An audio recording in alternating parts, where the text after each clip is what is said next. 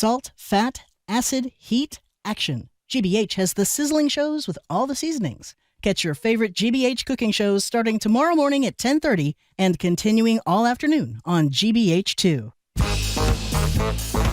This week on Under the Radar with Callie Crossley, a new poll shows President Donald Trump's favorability slipping with Latino voters. Bad Bunny wraps up his epic Puerto Rico residency. And is Hispanic Heritage Month canceled? It's our Latinx News Roundtable. That's Under the Radar with me, Callie Crossley, Sunday night at 6 here on 89.7 GBH and the GBH app. You're listening to 89.7 WGBH HD1 Boston. Online at gbhnews.org. GBH News. What matters to you? I'm Marjorie Egan, ahead on BPR, live from the Boston Public Library. Later in the show, we'll talk with Pulitzer Prize winner Doris Kearns Goodwin about past presidents trying to unite the country in crisis. But first, former FBI Director James Comey has just been indicted on 2 federal charges over the objection of career prosecutors who would not bring charges based on a lack of evidence. We'll open the lines to get your thoughts on the most powerful step yet from the president's efforts to target and punish his political enemies. And I'm Sue O'Connell, in for Jim Browdy. Then it's GBH's Callie Crossley and Yawu Miller from Flipside News for this week's round of our media analysis segment, Press Play. We're going to talk about the journalist who's been sitting in ICE detention since June. That plus the latest on Jimmy Kimmel, the FCC, and new reporting on liberals turning their back on legacy media. It's all ahead on the 11 o'clock hour of BPR on GBH and NEPM. Live from NPR News in Washington, I'm Corva Coleman. President Trump says there is no list of people he says should be indicted, although Trump hopes others are charged. Trump spoke this morning about former FBI Director James Comey, who was indicted yesterday. Comey's accused of making false statements and obstructing justice when he testified before Congress 5 years ago. That was about the FBI investigation into Russian interference in U.S. elections. Comey says he's innocent. Virginia Democratic Senator Tim Kaine says U.S. Attorney General Pam Bondi is following Trump's direction to target his political enemies. Pam Bondi put out a press statement that was highly unusual when this indictment was announced. And the last line in the press statement was, "We will follow the facts in this case." You follow the facts before you indict somebody. You understand the facts before you indict them. You don't indict them on a 2-page lack of details and then say you're going to follow the facts. This is a political hatchet job. He spoke to NPR's Morning Edition. Israeli Prime Minister Benjamin Netanyahu addressed the UN General Assembly this morning. He warned Hamas Israel will hunt them down unless they free hostages and give up their weapons. NPR's Michelle Kellerman reports the speech comes after key U.S. allies joined much of the world in recognizing a Palestinian state. Please order in the hall and please be seated. Diplomats staged a walkout, which the Israeli delegation dismissed as a cheap stunt. Netanyahu says those countries that recognize Palestine are, in his words, appeasing evil. And he says he put loudspeakers all over Gaza in hopes that the hostages held by Hamas could hear him. We will not falter and we will not rest until we bring all of you home. The Trump administration refused to give visas for the Palestinian Authority president to visit the UN headquarters, so Mahmoud Abbas addressed the world body via video, calling for an end to the war in Gaza and promising that Hamas would not play any role there. Michelle Kellerman, NPR News, New York. President Trump has announced he'll impose new tariffs starting next week. These will hit some imported home furnishings, heavy trucks, and pharmaceuticals. Speaking yesterday, Trump said Japan and South Korea have promised U.S. investments worth nearly $1 trillion. NPR's Anthony Kuhn reports that's supposed to be in exchange for lower tariffs. Speaking in the Oval Office, President Trump said his trade deals with foreign countries are going well. We have, as you know, in Japan it's $550 billion. South Korea's $350 billion now. That's up front. South Korea has warned that paying so much money up front could drain its foreign currency reserves and trigger a financial crisis. Some economists note that $350 billion is more than twice the annual value of South Korea's exports to the U.S. Anthony Kuhn, NPR News, Seoul. On Wall Street, the Dow is up 150 points. This is NPR. Good morning. With the latest from the GBH newsroom in Boston, I'm Craig Lamolt. The lawyer for a Leominster man is criticizing ICE after the agency was accused of using the man's 5-year-old daughter as a lure to detain him. A video of the incident has gained widespread attention online, showing agents standing with the daughter of Edward Hips Mejia in their driveway, and as they asked for the father to come out of his house to get her. His lawyer, Jacob Geller, says ICE's behavior was outrageous. The use of a 5-year-old autistic girl to try to bait parents out of their house is, for me, beyond the pale. The girl was reunited with her family by Leominster police, and ICE arrested Mejia 2 days later. Federal authorities say claims that agents used the girl as bait are, quote, disgusting smear. The new owner of the Boston Celtics says even with star forward Jason Tatum sidelined, he's committed to competing. Bill Chisholm held his first news conference as the team's majority owner Thursday. Chisholm grew up a diehard fan of the Celtics. Earlier this year, he led a group that bought the team for more than $6 billion. His first season comes with built-in challenges as Tatum recovers from a major Achilles injury. But in his remarks, Chisholm said he and his front office head Brad Stevens will not sit back. Brad says this, and I completely agree. I don't put any ceilings on the team in terms of what can be accomplished, and we need to get better every single day, even without Jason on the court. Tatum turn later this season. Partly sunny today, high around 80, mostly clear tonight, going down to 60. This is GBH. Support for NPR comes from NPR stations. Other contributors include the Lodestar Foundation, inspired by the principle that helping those in need is a path to a happier, healthier, and more meaningful life. Learn more at lodestarfoundation.org.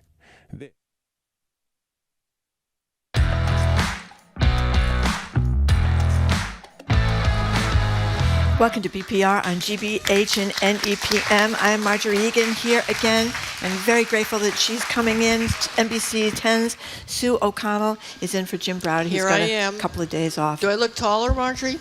I think you do. Have you got high heels on? No, I'm standing on a box. Oh, you're standing on a box. Well, don't tip over. I won't. Why are you standing on a box? Because I can't see, because I'm so short. I'm not like so short, but, I can't see over the monitors. I can't see everybody. Well, my cousins might be here. Okay. Former Jim, Revere High friends. Usually there is unusually tall, so that's the deal. Anyway, he's not here. He'll be back on Tuesday when we will be back here at the library, joined by the Governor of the Commonwealth, Maura Healey. But stick around. We got a great show lined up for today. We're streaming, by the way, at youtube.com/GBH News. Historian Doris Kearns Goodwin will be here in person. If you've never seen her in person, she's going to be here at 1 o'clock. We're going to talk to her about previous presidents, how they managed to unite the nation in crisis. We've also got live music. We get the whole lowdown on the Fiesta de la Plaza that's happening over the next several days, starting this Sunday down at City Hall Plaza. And on Tuesday, as I said, we got the governor here with us at the studio. But right now, this is kind of a big deal. I mean, we try not to talk about Donald Trump every day because it upsets some people. We also went months without talking about other presidents. That's right. I just want to point that out. We did. Could go a month without talking about Obama. Yeah, you just forget about Bush. them till the next election.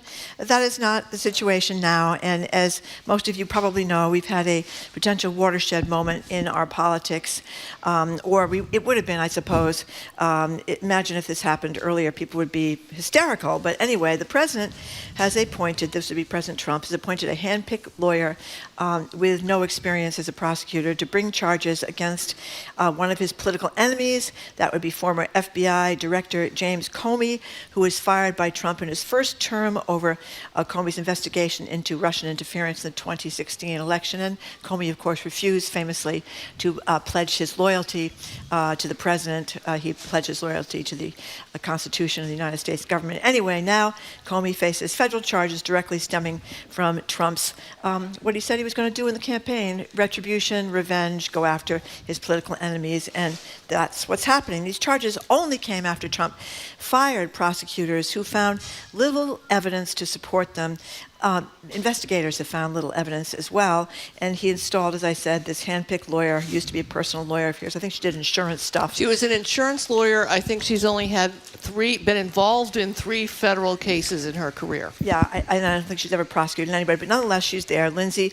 Halligan, she was installed as the U.S. attorney just days ago. So it's grievance politics at the highest level. It marks the end of the long-standing separation between the president and the Department of Justice, where lawyers are debating, do they resign or do they do what the president wants them to, even though they feel as though that is risking their law license, frankly. But in or any stay case, inside and fight. That's or they stay could inside. stay inside and try and do the right thing. Stay inside and try to do the right thing. Anyway, what do you think about this moment? If you're not a fan of James Comey, many people are not a fan of James Comey, but he is one of the enemies on this hit list that the president put together for people being attacked, and he's number one, and we have other people on that list, Adam Schiff, the senator out in California, Letitia James, the district attorney in New York that went after him. So what do you think? 877-301-8970. We're going to play a little sound. Comey was on television last night talking about his indictment. He put a post on Instagram saying that there are costs to standing up to Donald Trump and declaring his innocence. Here's James Comey, the former FBI director, last night. My family and I have known for years that there are costs to standing up to Donald Trump. We will not live on our knees, and you shouldn't either. But I'm not afraid, and I hope you're not either. I hope instead you are engaged, you are paying attention, and you will vote like your beloved country depends upon it. My heart is broken for the Department of Justice, but I have great confidence in the federal judicial system, and I'm innocent. So let's have a trial. We should note that the issue that they're going after him for is when he testified in front of the Senate and said that he had not approved a member, and you correct me if I'm wrong, Marjorie, a member of the DOJ, one of the lawyers, to leak something to someone. This is the one. This is the one thing. Now, did he or didn't he? We don't know. There's been an investigation. Many in the DOJ say there's no evidence. He's indicted on one charge. They had moved 3 forward. Remember, in an indictment with a grand jury, only the prosecution is showing their side. There's nobody from a defense or a counterpoint. Yeah, the line is you could indict a ham sandwich, right? So he's indicted on this one thing that he said to the committee that they believe is a lie. And again, I said this yesterday, your tax dollars, of all the things the DOJ could be investigating, whether he did or he didn't do it, this is where your tax dollars in the DOJ are going. And I'm sure it's going to be a long, fraught investigation. And if it goes to trial, what do we find out? So he lied in front of and that's it? It's amazing. Really. Well, committed perjury. Yeah. They would say the statute of limitations are about to run out on this. That's why they had to rush this through with a new lawyer, Lindsay Halligan. Yeah, it was about leaks. I think this is really about Trump's upset about the Russia investigation, which he calls a hoax. And we should just be clear about this. No one ever found that the Trump campaign colluded with the Russians. They were not colluding with the Russians. But there is no doubt there have been multiple investigations that Vladimir Putin and the Russian government interfered in the 2016 election. Tried to. Well, they did. I think you could argue because of the bots and all this. Yes, and the investigations that followed. They did not want Hillary Clinton to win. We can also recall that many Democrats blamed Jim Comey for Hillary Clinton. Somebody's already texting. Maybe he shouldn't have helped Hillary lose. It's like a test of our free speech, right? Yeah. Do we defend if you're a Hillary Clinton supporter? Do you defend Comey against this, and just because you don't like him, or can you can you tolerate that? I think the thing is here, it's like people get wrapped up in what Jimmy Kimmel said on television. What he said on television isn't really the point. Neither, frankly, I don't think is what Jim Comey said or did not say in front of the Senate. It's that the president has followed through on yet another one of his promises that he is going to go. He has a group of enemies, and he's going to go after them. I was just saying to you before we went on the air, people criticized Biden for issuing pardons before he left office. Well, had he not, we could have had Jill Biden being indicted, Hunter Biden indicted, Dr. Fauci being indicted, all these people being indicted. So these are the ones he could get, the ones that Biden didn't. One of the biggest pushbacks on a commentary I got last year was I said that Biden should basically pardon everybody who has ever been involved in federal government because Trump was going to come after them. And people were like, that's crazy. And I mean, Donald Trump keeps telling us what he's going to do. 2025, Project 2025, a blueprint for what he's going to do. And I keep saying to people, keep telling me you don't trust the media. We keep telling you what he's going to do. He keeps telling us what he's going to do, and he's doing it. So pay attention. And the difference now between now and his first term is that in his first term he had people around him, like his White House counsel Don McGahn, who said, "No, I'm not doing this." Other people that said, "No." John Kelly said, "No, we can't do this." Who was his chief of staff for a while, and of course a multi-decorated military guy who lost his son in Iraq. I mean, he had these people around him that had some integrity. Now he's basically got people that just tell him whatever you say. They're getting their big break. Whatever you say, Mr. Hello, President. insurance lawyer. Would you like to prosecute? Yeah. I mean, it's just amazing. Also, Tom Homan, he's not being investigated at all. Apparently, there's a tape of him taking a bribe with cash of $50,000.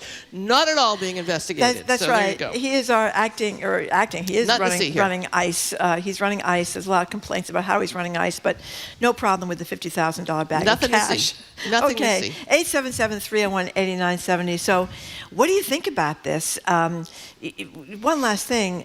This is what, again, authoritarian countries do. They arrest their political enemies. They try them. And in many cases in these countries, we all saw what happened to Navalny in Russia. They kill them. Yep. And or just, we could hope we don't get that far, but they silence you, right? They silence you. This is that's what, right. He has to defend himself. And also, they bankrupt you because yes, that's what I mean. Jim Comey may have a lot of money. I don't know exactly what his finances are.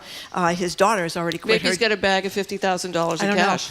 I don't know. Maybe Tom Homan is going to give it to him. But not all these people have that kind of money. No one has this kind of money. To go up against the power of the President of the United States, lawyer-wise, is not easy. So anyway, 877-301-8970 is the number. Let's start with Ron in the car. Thank you for calling. Yeah, my question would be, what if it turns out that if Jim Comey really did lie under oath, which is perjury? Yeah, that's fine. I mean, I don't disagree with you. He could have lied under oath. But again, the issue, Ron, is this the most important thing in the world that the President of the United States should be seeking? It's also a way to silence the media. Many people give us information. We know that the Pentagon is now asking journalists to sign a pledge that they will not take any information from Pentagon employees, even if it's not even classified, unless it's allowed. I mean, I'm not saying he did or didn't lie. It's also kind of is this retribution worth a lie around a leak? But it's not just that, Ron. We have had the Trump-appointed previous prosecutor has already investigated this, and he said there was no evidence to move forward with a case. And so what Trump did then is the guy resigned before he was fired. He got rid of the guy, and he brings in a lackey, a woman who's going to do what he wants. This has been investigated. Remember the Durham investigation that was supposed to find out all the problems with the Russia investigation? Well, that didn't come forward either. Remember the 65 investigations, at least, into what happened in the election in 2020 that proved that there was no significant shenanigans in that election? These things have already been disproven. So I think it's going to go ahead on shaky grounds if it goes ahead at all. And let me pull this locally. Karen Reed. Has anybody heard of Karen Reed? Yeah. She was raising hands. She was the grand jury last year looked to see if she should be indicted on these witness intimidation charges that Aidan Kearney has been indicted on. They found no. We don't see any evidence. We're not going to indict her. Michael Morrissey, DA Morrissey's office, is going to indict her again try and go to another grand jury. You can shop things in front of grand juries until you get the answer that you want. So, to your point, it's been investigated. They see no evidence of it, and they found a grand jury and an investigator, this person who's never done a federal case before, except for 3 she was involved in, to bring this forward. Ron, thank you Thanks for the call. Ron. One more thing we should point out, that usually prosecutors sign off on these indictments. I think it's very significant that they could not find a prosecutor who would put his or her name on this indictment because they knew it was a bogus indictment. What's her name? Lindsay Halligan. I think that's her name, the real estate lawyer that's never prosecuted anybody. She's the only one that put her name on this. And let me be petty and sexist again and say, can he ever hire a woman lawyer without mountains of hair, very sexy clothes, mountains of makeup, and very high heels? I mean, can he ever hire a woman lawyer that looks like a regular gal? Likes like a regular guy lawyer? How about that? Well, there is a casting, there is a ready for a Hollywood aspect to a lot of his cabinet, whether they're men or women, but with the women, it just seems a little bit more in your face. Steve from Somerville, thank you for calling. Hi. Women can be so catty. You guys hate good-looking women. I love good-looking women. Hey, Steve, I'm a jealous, lesbian. Steve, I'm a lesbian. That's right. I love good-looking women. And I'm jealous. Yeah. Okay, so the Democrats have been going after Donald Trump and his supporters for years. So it's about time that they get a little bit of payback. Yeah. They went after Roger Stone. They went after General Flynn, and they did nothing wrong. Remember they went after Roger Stone? What did he do? What they allege that Roger Stone did? They allegedly lied. Did he? What did he lie about? I don't know. What did Roger Stone lie about? He lied about threatening the guy's dog. So he did lie. What he lied about. Okay, but again, okay, so Steve. that's what he lied about. So hold on. Let me finish. Don't go cut ahead. me off. No, go ahead. We won't cut you off. They raided his house at 2 o'clock in the morning. Yep, might have been overkill. CNN crew, 30 FBI guys, a helicopter, and a boat. Yep. Okay, for a guy that's never had a criminal record before. Yep. So why didn't they do that to General Flynn? Why didn't they raid his house at 2 o'clock in the morning with 30 FBI guys? Okay. Here's the difference again, and it's not, again, the individual allegations. It's who's orchestrating this. This is the President of the United States going after people despite the fact that prosecutors whose business it is to prosecute people are telling him there's no there. It's making up targets before you have any allegations. That's the difference. There were allegations around Roger Stone about his corporations, his lobbying firm, et cetera. There were allegations around Michael Flynn. Except we should double check this. Yep. Didn't a jury find Michael Flynn guilty? So a jury of his peers found that there was something there. Steve, the issue is due process and investigation. I mean, that pretty much is how it turns out. Is there somebody who is being accused of something? Are they investigated? Is there evidence? Does a grand jury indict them? Do they go to a jury of their peers? And are they found guilty or not guilty? I mean, yes, have political people been targeting in some way their opponents forever? Yes. Is there evidence there to go forward? And as I said, look, if a jury thinks that Comey did something wrong and it's worth being guilty, fine. But there's a list, even though he says there isn't, that Trump is working off of people who have moved on and they're not even actively involved in this. And again, Steve, Roger Stone was investigated, charged, and found guilty of witness tampering, obstruction of official proceeding, making false statements. A jury convicted him on all 7 felony counts. A jury of his peers, he was sentenced to 40 months in prison. So it wasn't like, people were just making this stuff up. Yeah, and I agree. Listen, it was overkill to show up. Listen, I'm no fan of the way the federal government responds to some of these issues, Steve. I agree with you on that. But again, that wasn't necessarily Joe Biden's call. The Department of Justice they're supposed to stand alone and do what they believe is right or wrong based on the law. I think that's where we are. And Steve, are you a good-looking guy? Yeah, I'm a good-looking guy. You're a good-looking guy? Got a full head of hair? Are you going to let me finish, though? Okay, say what? So we got one more thing because we've got a lot of calls. Just real quick. Letitia James twisted the law to get Donald Trump, if I remember correctly. There's many prosecutors in New York that said they Hold on. Steve, how did Letitia James twist the law? Because they added a federal charge to it so they could convict him. That's what happened. You know what he was in trouble. How many prosecutors said that they couldn't charge him? So that's all political. Okay. So don't give us this one-way street. Yeah, It goes both ways. Steve, I think Trump got in trouble for lying about his tax returns, inflating and deflating the prices of his real estate so he could defraud the federal government on tax issues. That's what was going on in New York. And then there was the other case involving Alvin Bragg. So again, this is not something that was made up. I generally think people should not cheat the federal government, especially if they're running the federal government. And but remember, thank you for the call, Steve. Thank you, Steve. And good luck. I'm glad you got a good-looking bod there and a good-looking bunch of hair. And remember, the only person Trump ever paid was Stormy Daniels, so that's what he got for that. All right, let's go to Susan in Rockland. Susan, welcome to BPR. Thank you.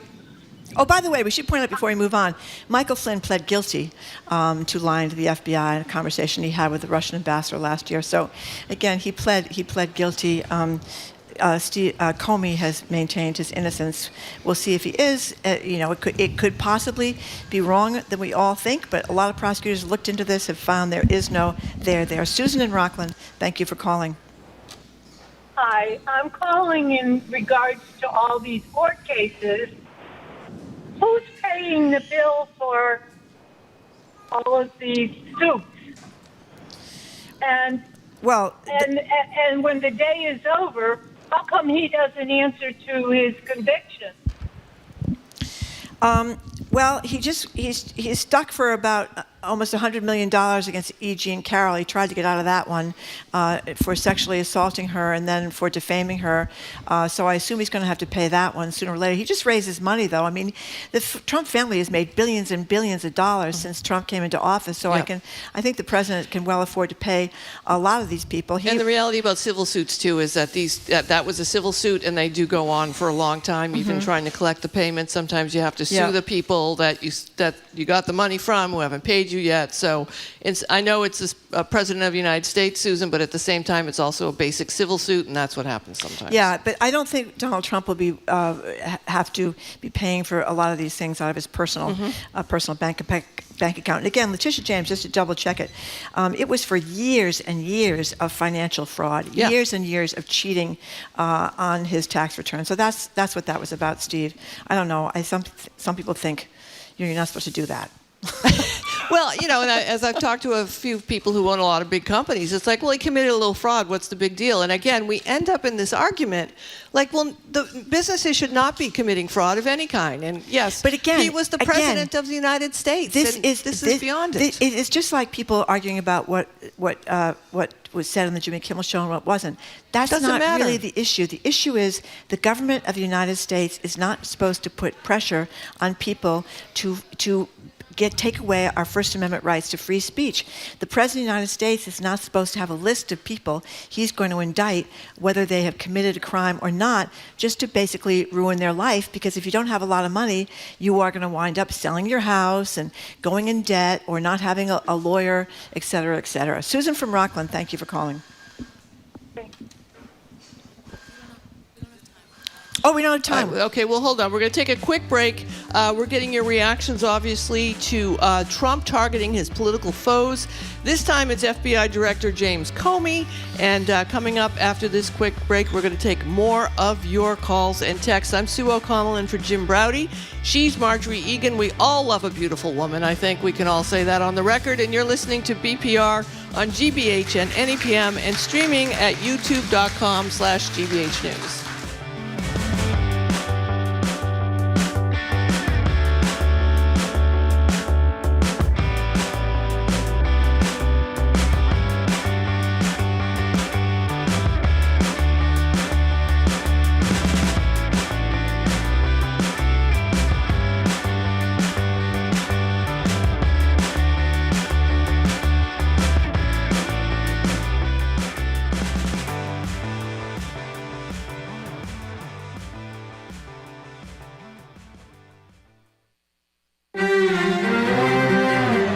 Opposite sides of the Alps, workers in Italy and Austria have been digging toward each other, building a new rail tunnel.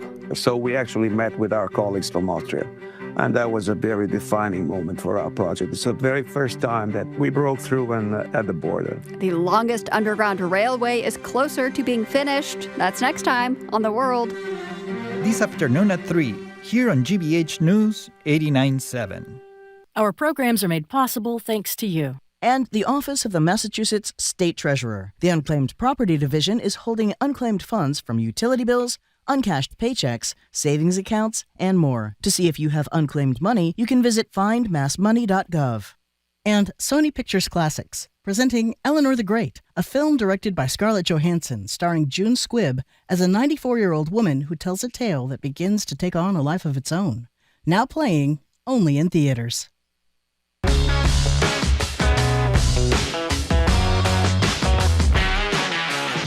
Welcome back to BPR and GBH and NAPM. Marjorie Egan with NBC sends Sue O'Connell, who's in for Jim Browdy. We are broadcasting live from the Boston Public Library and streaming at youtube.com/GBH News. You know, I'm going to impose a little rule here. Steve was engaging in what is often done when there's anything going on either side, actually, the whataboutisms. Mm-hmm. So we're just going to look at this from now until we stop talking about this in about 7 minutes. Just look at this. Just look at this. If you like the idea of the person with absolute power in this country, or almost absolute power, making a list of people he doesn't like, he's annoyed with, he thinks have done him wrong, and going after them with all the power and might of the federal government. That's the issue. It's, I would say, not even the same universe as Roger Stone or Michael Flynn. Anne in Holliston, thanks for calling. Hi, Anne. Hello, Anne. Anne? Okay. We have no Anne. Okay. No. Alex? Let's go to Alex in the car. Hey, Alex. Welcome to Boston Public Radio. Good morning to you. Good morning. What's on your Alex? I have to thank you guys because I'm able to understand the news and read the truth through whatever you guys are saying. Oh, thank you. Well, sometimes. I wouldn't go too far out. I am a Trump supporter. I'm an immigrant. I do have an accent. I apologize. You don't have to apologize for having an accent. I do support Trump. And what I've seen is, like, before the elections, whatever you guys said about Biden and Kamala and the elections, it was 100% not correct. So all I have to do is listen to you guys and then understand the opposite of that is the truth. Where are you from, Alex? Where are you from? Where's your home country? Where are you from? Where are you joining us in America from? I'm from Albania, and I grew up under socialism, so we were used to understand the opposite, whatever the news was telling us. So I'm applying the same rule now. You guys were saying that Trump will not win. He won. You would say that Biden was able to govern. He was not. Alex, we're going to use the same thing on you, you can't and put say words. that if we're going to believe the opposite of what you're saying. That wasn't true, Alex. So we didn't Alex, say that. Yeah, I mean, I did predict that Kamala was going to win, but it was based on math. It wasn't based on anything else.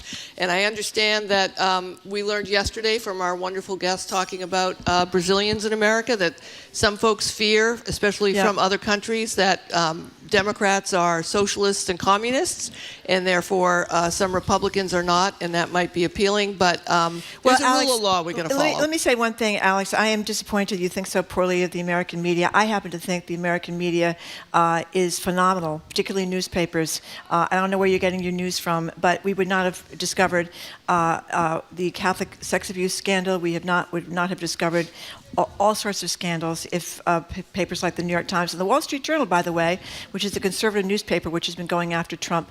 I don't know what the media is like in Albania, but I would say the media here, with some exceptions, is really pretty good. Try reading the New York Times, and maybe you'll change your mind. But good luck, Alex. The other thing, too, about that, about covering Biden, covering the election, and this is just an objective, purely data-driven statement. Trump makes more news in a day than a prior president made in a month, right? So I do these TikToks once a week. The 21 things Trump did this week, which you may have missed. And sometimes it's 21, sometimes it's 12.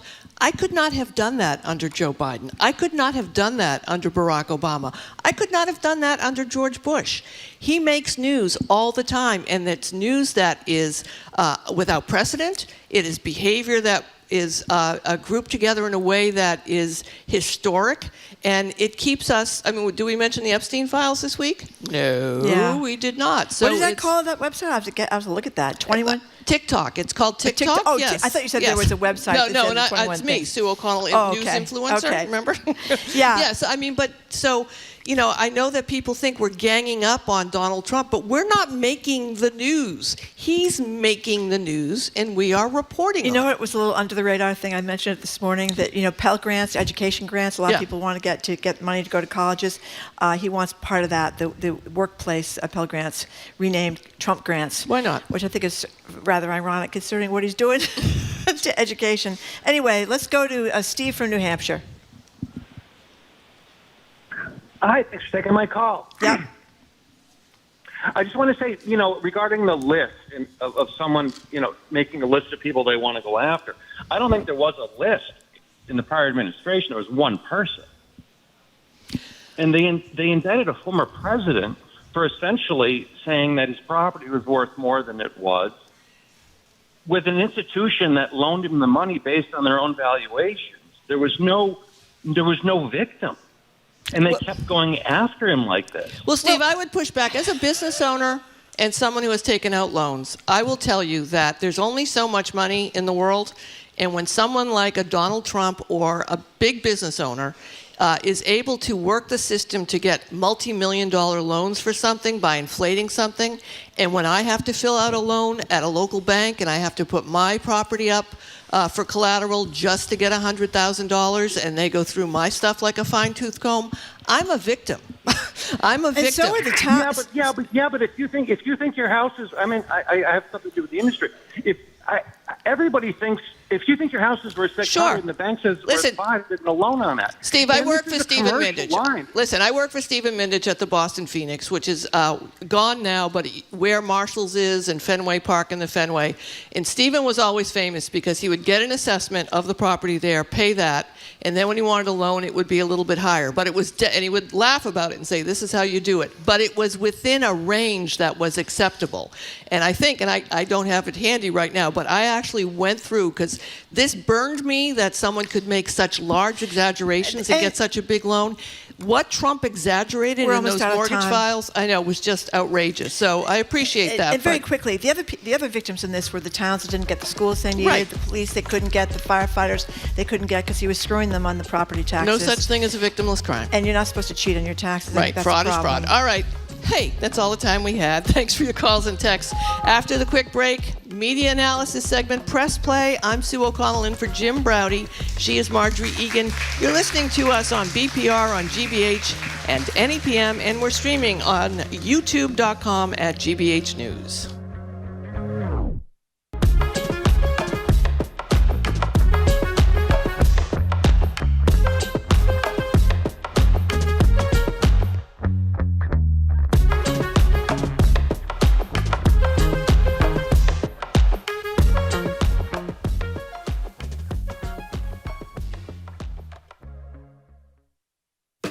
I'm Jared Bowen. Coming up on The Culture Show, Jimmy Kimmel has returned to late night, and he isn't holding back. After ABC pulled his show, he resumed with a vengeance, taking on censorship and defending satire. The result? His biggest audience in years, and a national debate over comedy, controversy, and free speech. What does his comeback mean, and what does it say about our culture now? Join us for our Arts and Culture Week in Review today at 2 on 89.7 GBH. The Moth, live at the Wilbur Theater in Boston, returns this October, and GBH has your pair of tickets. Experience the storytelling phenomenon that proves time and again the power of sharing real experiences to inspire, entertain, and unify. For a limited time, support your GBH listening and secure your pair of tickets to see The Moth live. The sooner you give, the better your seats. For tickets and more information, visit gbh.org/moth.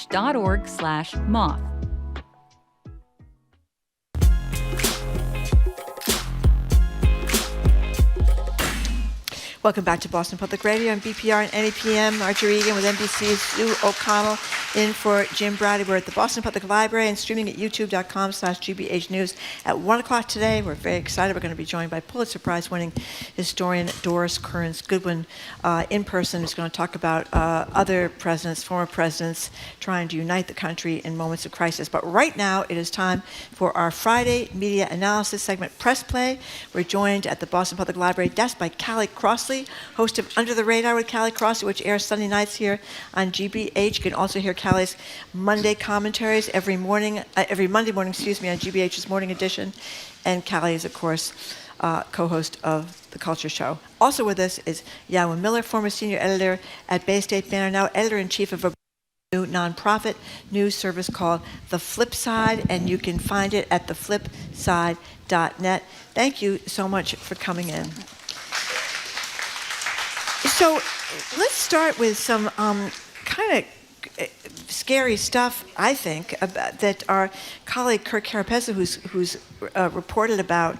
The federal government trying to get information about what's being taught, the syllabi at the state universities, Salem State, UMass Boston, UMass Amherst, numbers of Chinese nationals that are enrolled in these schools. What do you think, Callie? I think it's very dangerous. Mostly, there's a free speech issue here, of course.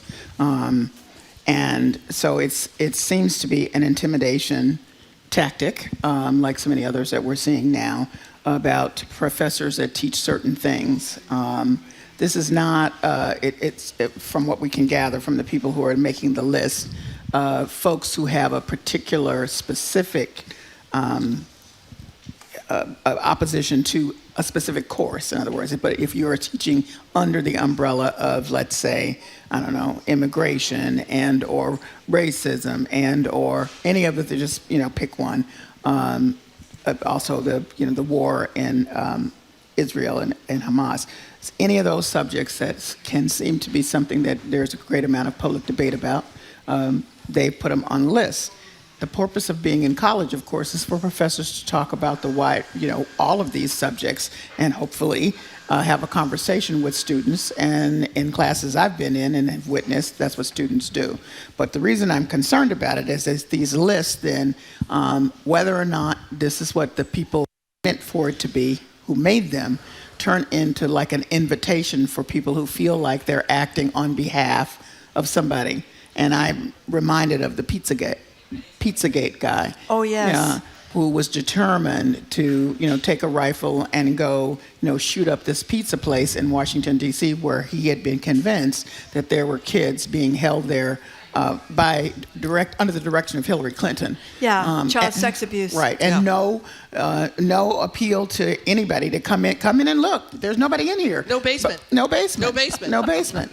So people, take it upon themselves. So anyway, that's my concern. Yeah, well, the other part of this, too, and I can already hear people saying yes, but, during the past 8 years or so, there's been conservatives have not been welcome on college campuses. Some professors who... Is anybody making a list? No one's making a list. This is what we're talking about. No, that's what I'm saying, though. But I'm saying, someone's probably listening saying, so what's the difference if someone, we said we don't like how you're this, and it was talked about and that person lost their job. We don't know if anyone did, but what do you say to somebody who is saying, well, the liberals and the progressives, maybe they don't have a list, but they did the same thing? I think that higher education skews left, and that's been true for decades. And it's just, if you look at Pew studies over the decades, the higher your level of educational attainment, the more likely you are to hold liberal views.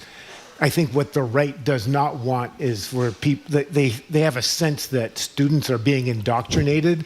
And I think if you're teaching gender studies to impressionable 20-year-old kids, they should have the opportunity to take that. You don't have to take the courses. Like, you don't have to go through college. You can, choose your course of study. It's just, I'd like to see the instances where people with right-wing views are being canceled in higher education. I certainly haven't seen it. But this is on a different order of magnitude. This is Harmeet Dillon, the attorney general for civil rights going to college campuses and, pressuring them to drop professors to, sort of hew to a conservative agenda that is at odds with liberal arts education. Charlie Kirk, of course, people know that he was murdered several days ago out in Arizona. That talked about a lot for his bringing people together for debate and his being an advocate in free speech, but somewhat less talked about is his involvement with this professor watch list, which was basically going around the country looking for professors and tagging them under categories such as LGBTQ stuff, anti-Semitic stuff, racial ideology. There's a story in the Globe about a teacher at Boston College and Tufts who has wound up on this watch list who was pro-Palestinian rights, and the scariness of this watch list. And I think it puts a little dent in the memory of Charlie Kirk as a great advocate for free speech, because this was cracking down on free speech, it seems. Well, yeah, because he went to college campuses to debate. I mean, wasn't his mantra, prove me wrong? That was, come talk about it. I mean, there are many other things we could say that he said this, to have a debate about it. We're not having that debate right now on this moment. But, yes, his main thing was there should be debate about the subject matter. Yeah. I mean, this is a scary thing, I think, to academics, especially if they're younger academics that are trying to rise up in their career. Well, go ahead. The sound just we're dropping in and out. Are we dropping in and out? It's okay. I apologize. No, I apologize. It just happened. I was just asking if you had anything to say about the professor watch list, Yawu. I mean, I think what I fear the most is that professors will self-censor, that they'll change their coursework. On the one hand, people like Charlie Kirk were saying, let's have a debate. On the other hand, they want to remove from colleges the same people who they say they want to debate. So it's a hypocritical stance. Want to move on to talking about the information that we get from the government as journalists now and the official reports. I mean, certainly we have learned a lot over the years not to take at face value police reports we get, investigation reports that we get, that we have to make sure we're countering with the police. Report says, and in this recent terrible shooting I'm sorry, we're just having a lot of crazy volume with our headphones. Is he checking? In the recent, I think Aiden's working on it. This ICE shooting that happened at the end of this week, I think on Wednesday, we're in a situation where we have the head of the FBI tweeting out pictures of what he says were shells, casings with words written on them.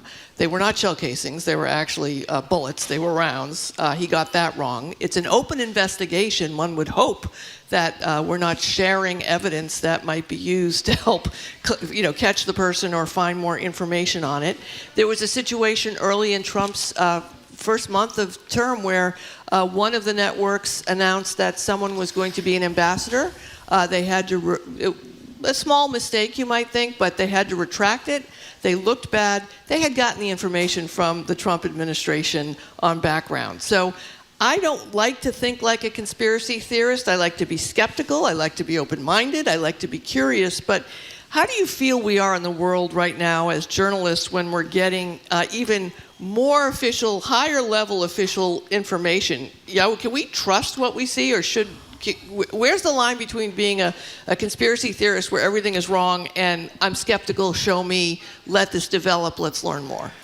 I think what we're seeing in the Trump administration is just chaos, that you have an FBI director who is not qualified for the job. You have all these people who are running federal departments, and they're not professionals. They were chosen for something different, and you're seeing a lot of spin coming out, but not a lot of truth.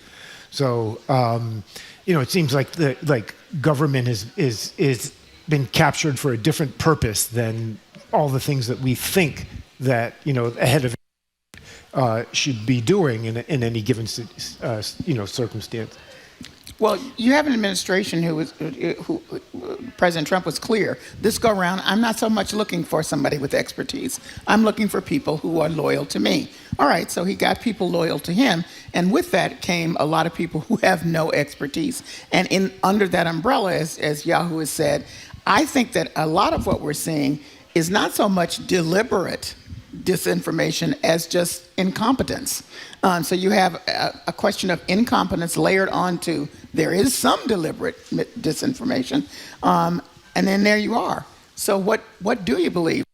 In addition to that, some calls from the administration to actually stop giving the reports that collect correct data. So we have that at the CDC. We have that at the Food Insecurity. We have that, just name it. He said, we're not going to put those reports out anymore. Well, that's where the general public and reporters went to find out exactly how many people have COVID in this county and what does that indicate, perhaps, or not. If you don't have somebody who knows, A, how to gather it correctly, and then how to interpret the data correctly, a lot of those people have been let go. Here we are. So is there, on the one hand, I'm happy that journalists are no longer, because there was a time where the police gave you a report and everybody just said, okay, well, the police said blah, blah, blah. No. And that was it. That was bad. And I saw some of that change during some of the protests doing around not only just George Floyd, but leading up to that, where people on the ground took video or interviewed other people on the site and said, this is what happened. What they wrote in the report was not true. Yeah. Cell phones have uncovered a lot of untruths, I think, that we took for granted. I apologize, by the way. We're getting loud and soft, so they're working on it, and I hope we can fix it soon. But speaking of protests, we had a big No Kings protest here in Boston a while back, and it was absolutely packed. You couldn't even walk across Boston Common. There's another one scheduled. I think the No Kings is at the 18th of October that it's happening. Like that. But in any case, there was a Latino journalist who was in the country, according to his lawyers, with a work permit and a social security number, covering this protest where he was arrested. His name is Mario Guevara, and he is facing imminent deportation. He was out doing his job legally here as a reporter. He worked for an organization called Mundo Hispanico, and then he started his own organization, a digital outlet covering immigration, MG News, and he's been detained since this protest. Well, I think a couple to be said. First of all, he was known and developed his followers, 395,000 on TikTok and 113,000 on Facebook and growing, for covering injustices on ICE reports. So he went out to these scenes of arrests and would film and talk about what he saw, and a lot of it was not correct. We've seen just ordinary people film some of the arrests and comment in the same way, but he did it for a large audience and in a journalistic fashion. So I would say that then he was charged in this moment for obstructing law enforcement, unlawful assembly, he's by himself, okay, and pedestrian walking on a road. I just want people to understand what they charged him with. When he's by himself. Right, that's what they charged him with, and pedestrian walking on a road. All those charges were dropped, but it stirred this move to try to get him deported. And they tried to tie it to something that said he didn't post a bond. Years ago, there's something called a voluntary bond that says, if you have to be deported, you have to pay this money, something. He did it. It's their erroneous reporting. So ACLU is asking the federal judge, please make get deported, because they're trying to push him back to El Salvador, where he's escaped for, concern. So October the 3rd, the judge has asked Pam Bondi and ICE, tell me, should not stop this. Yeah, I'm sorry, we're still having... Yeah.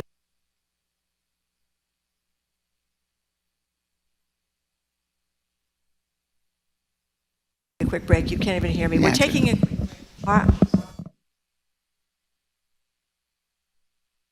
I'm Marjorie Egan, ahead on hour number...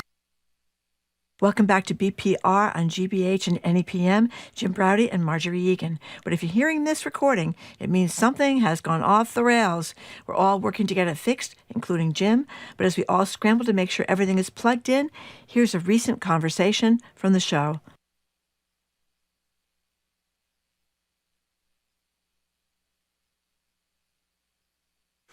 Welcome back to BPR. Jim Braude, Marjorie Egan. We're streaming at youtube.com. This is going to be our co-host tomorrow. We have fabulous guests with him as well. And then we journey out to Springfield to NEPM Studios on September 15th and 16th.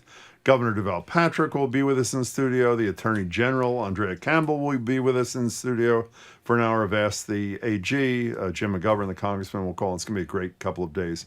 Really looking forward to it. I'm really looking forward to the next discussion, too, because not only do I love food, I love Indian food. Here in Studio 3, perhaps one of the most successful mothers in America, we'll find out in a minute, Jyoti Mukherjee is an accomplished chef, author, cooking class instructor. Her cookbook out Tuesday is Heartland Masala, an Indian cookbook from an American kitchen. The co-author, none other than her kid, her son, sitting right here, Oyan Mukherjee. It's great to see you both. Thanks so much for being here. We're catching the duo in the middle of their national tour. They have a bunch of stops in New England, including a book talk today at Davoli's General Store in South Dartmouth. Davals, I'm sorry. Who owns that, of course? Ben Shattuck, who was with us the other day at Davals. My apologies. The oldest, by the way, general store in America. Then Friday at Brookline Booksmith, Symposium Books this weekend, a whole bunch of other things.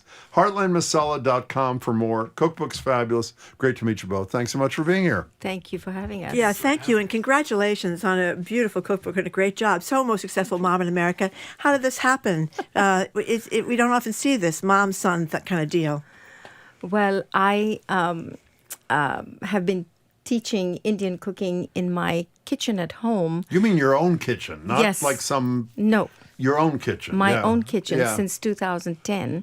It happened by fluke. I've never been to culinary school.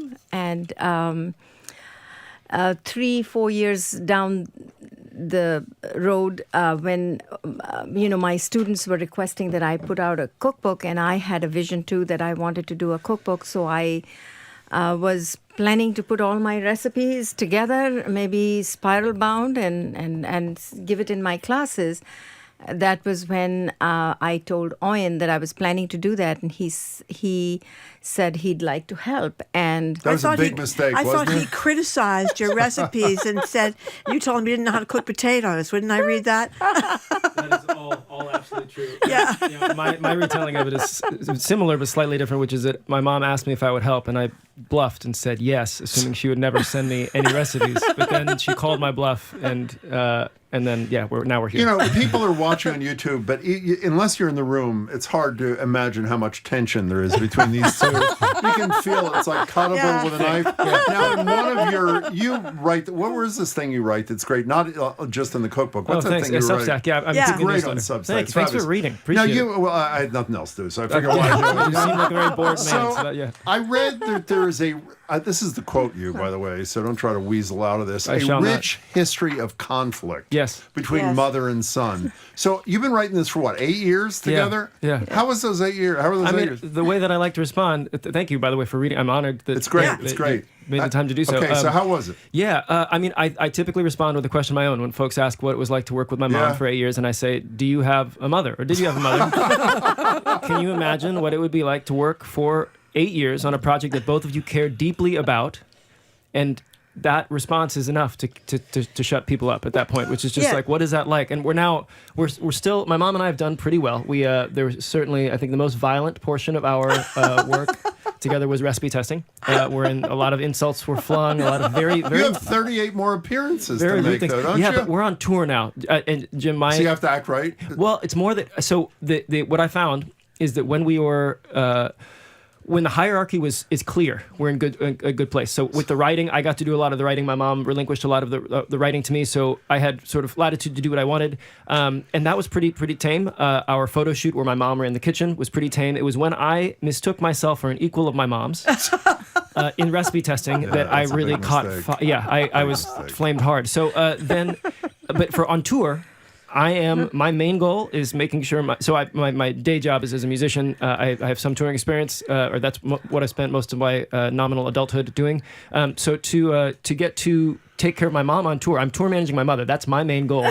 So she sort of tells me what she needs, and I take care of it. Okay, let's get this singing thing out of the way. Did you see the headline? You see the headline first of one of the Substacks? At noon, we fight. Yeah, we built in time. Hear Oyan and some of his bandmates. He was on NPR's Music Tiny Desk. This is 2018, singing in his bed, Darling Side. Here it is.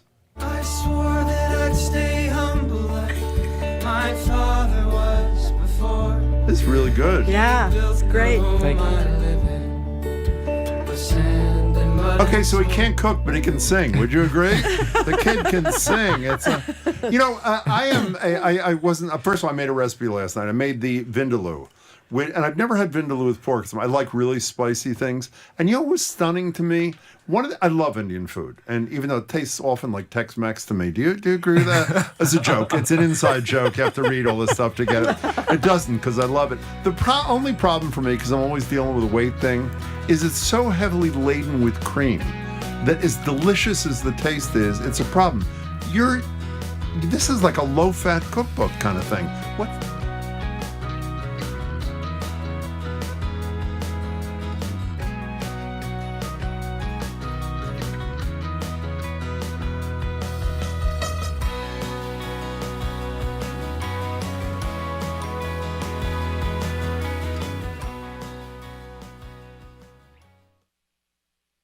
It's not over yet. More smart conversation about community issues up ahead with Jim Braude and Marjorie Egan on Boston Public Radio, right after a news update from NPR. Stay with us here on GBH 89.7. Funding for our programs comes from you and the law firm of Davis Malm, taking care of your business from startup to sale. Learn more at davismalm.com.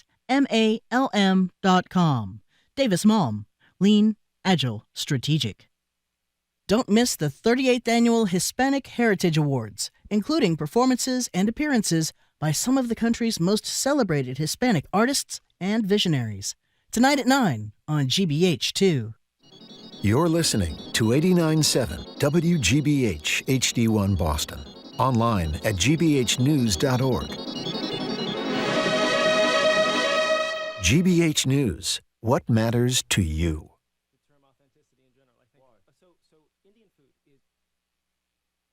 I'm Marjorie Egan. Ahead on hour number 2 of BPR, Nicholas Burns, former U.S. ambassador to China, zooms in to discuss massive foreign policy shifts from the Trump administration and what's going on with this mysterious move by Defense Secretary Pete Hegseth, who's gathering hundreds of U.S. military leaders from around the world for a meeting next week that nobody seems to know anything about. And I'm Sue O'Connell in for Jim Braude. Then Leo Blanco and Elsa Mosquera are our guests for Live Music Friday, ahead of the totally free cultural bash known as Fiesta en La Plaza. That's this Sunday at Boston City Hall. All that plus our Two More Things segment next on BPR 89.7 GBH.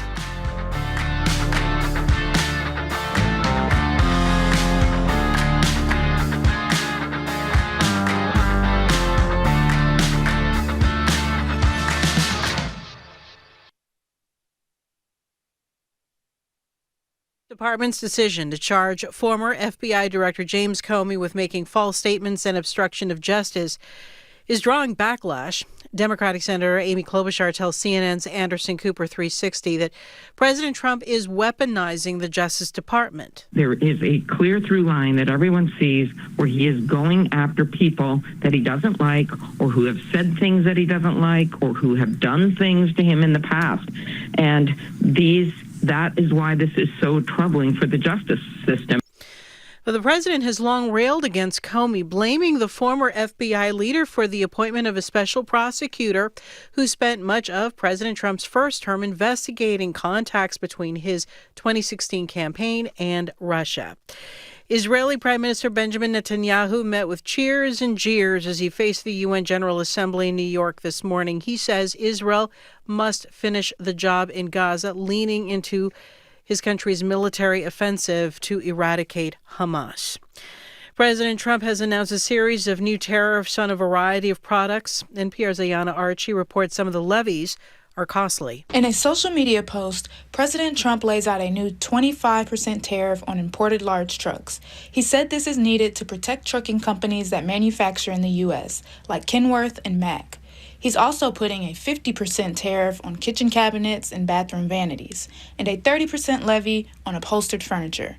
And branded or patented pharmaceutical products that aren't made in the USA will face a 100% tariff. Trump says the new import taxes must be applied, quote, for national security and other reasons, and will take effect October 1st. Ayanna Archie, NPR News. In Oklahoma, the superintendent of public education is stepping down to lead a national teacher advocacy group.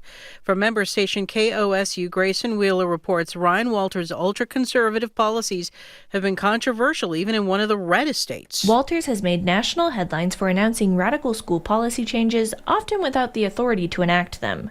He's also threatened to revoke school accreditations and teaching licenses for non-compliant educators. As Oklahoma's education rankings have sunk to the bottom of the nation, Walters has often pointed to teachers' unions as the culprit. He told Fox News at Night that in his new position as CEO of Teacher Freedom Alliance, he's taking his fight against unions nationwide. We will build an army of teachers to defeat the teachers' unions once and for all. So this fight's going national, and we will get our schools back on track. The Teacher Freedom Alliance is an organization that aims to inform teachers about non-union educational resources. For NPR News, I'm Grayson Wheeler in Oklahoma City. The Dow is up 160 points. This is NPR News. Good afternoon. With the latest from the GBH newsroom in Boston, I'm Craig Lamolt. The Boston City Council is signaling support for supervised injection sites where people can use illicit drugs under medical supervision.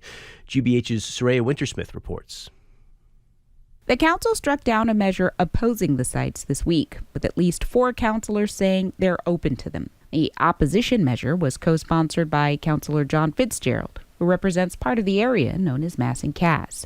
He argues supervised injection sites aren't needed, and he points to data showing a 30% drop in overdose deaths in the state last year. We're trending in the right direction, so let's focus on the continuum of care system. Fitzgerald says what people struggling with addiction and mental health do need is access to treatment. If we can try and perfect that, along with the Narcan that's already being used, I think that's really what we should be concentrating on. So far, the council hasn't taken up a specific measure to open a safe injection site. Soraya Wintersmith, GBH News. Boston is expanding its popular program offering free access to museums and cultural events for students and their families. Mayor Michelle Wu says since the Boston Family Days program launched in January, families have said they want more. And we have heard from our arts and culture organizations all across the city that even in such a time of challenge for our arts and culture sector, their response is actually to double down and say, we want to find ways to come together and open even more doors for our young people. Starting next month, Boston Family Days will include performances by Arts Emerson, Berkeley, the Bach Center, Boston Lyric Opera, and other venues. Partly sunny today, a high around 80. Mostly clear tonight, low around 60. Looks like a pretty nice weekend. Saturday, mostly sunny with a high around in the mid-70s, and we'll see some clouds coming in on Sunday, getting up to the upper 70s. This is GBH News. Support for NPR comes from NPR stations. Other contributors include Fisher Investments. As a fiduciary, Fisher Investments is obligated to act in their client's best interest. Learn more at FisherInvestments.com. Investing in securities involves the risk of loss. This is NPR. Welcome back to BPR on GBH and NEPM, Jim Braude and Marjorie Egan. But if you're hearing this recording, it means something has gone off the rails. We're all working to get it fixed, including Jim. But as we all scramble to make sure everything is plugged in, here's a recent conversation from the show.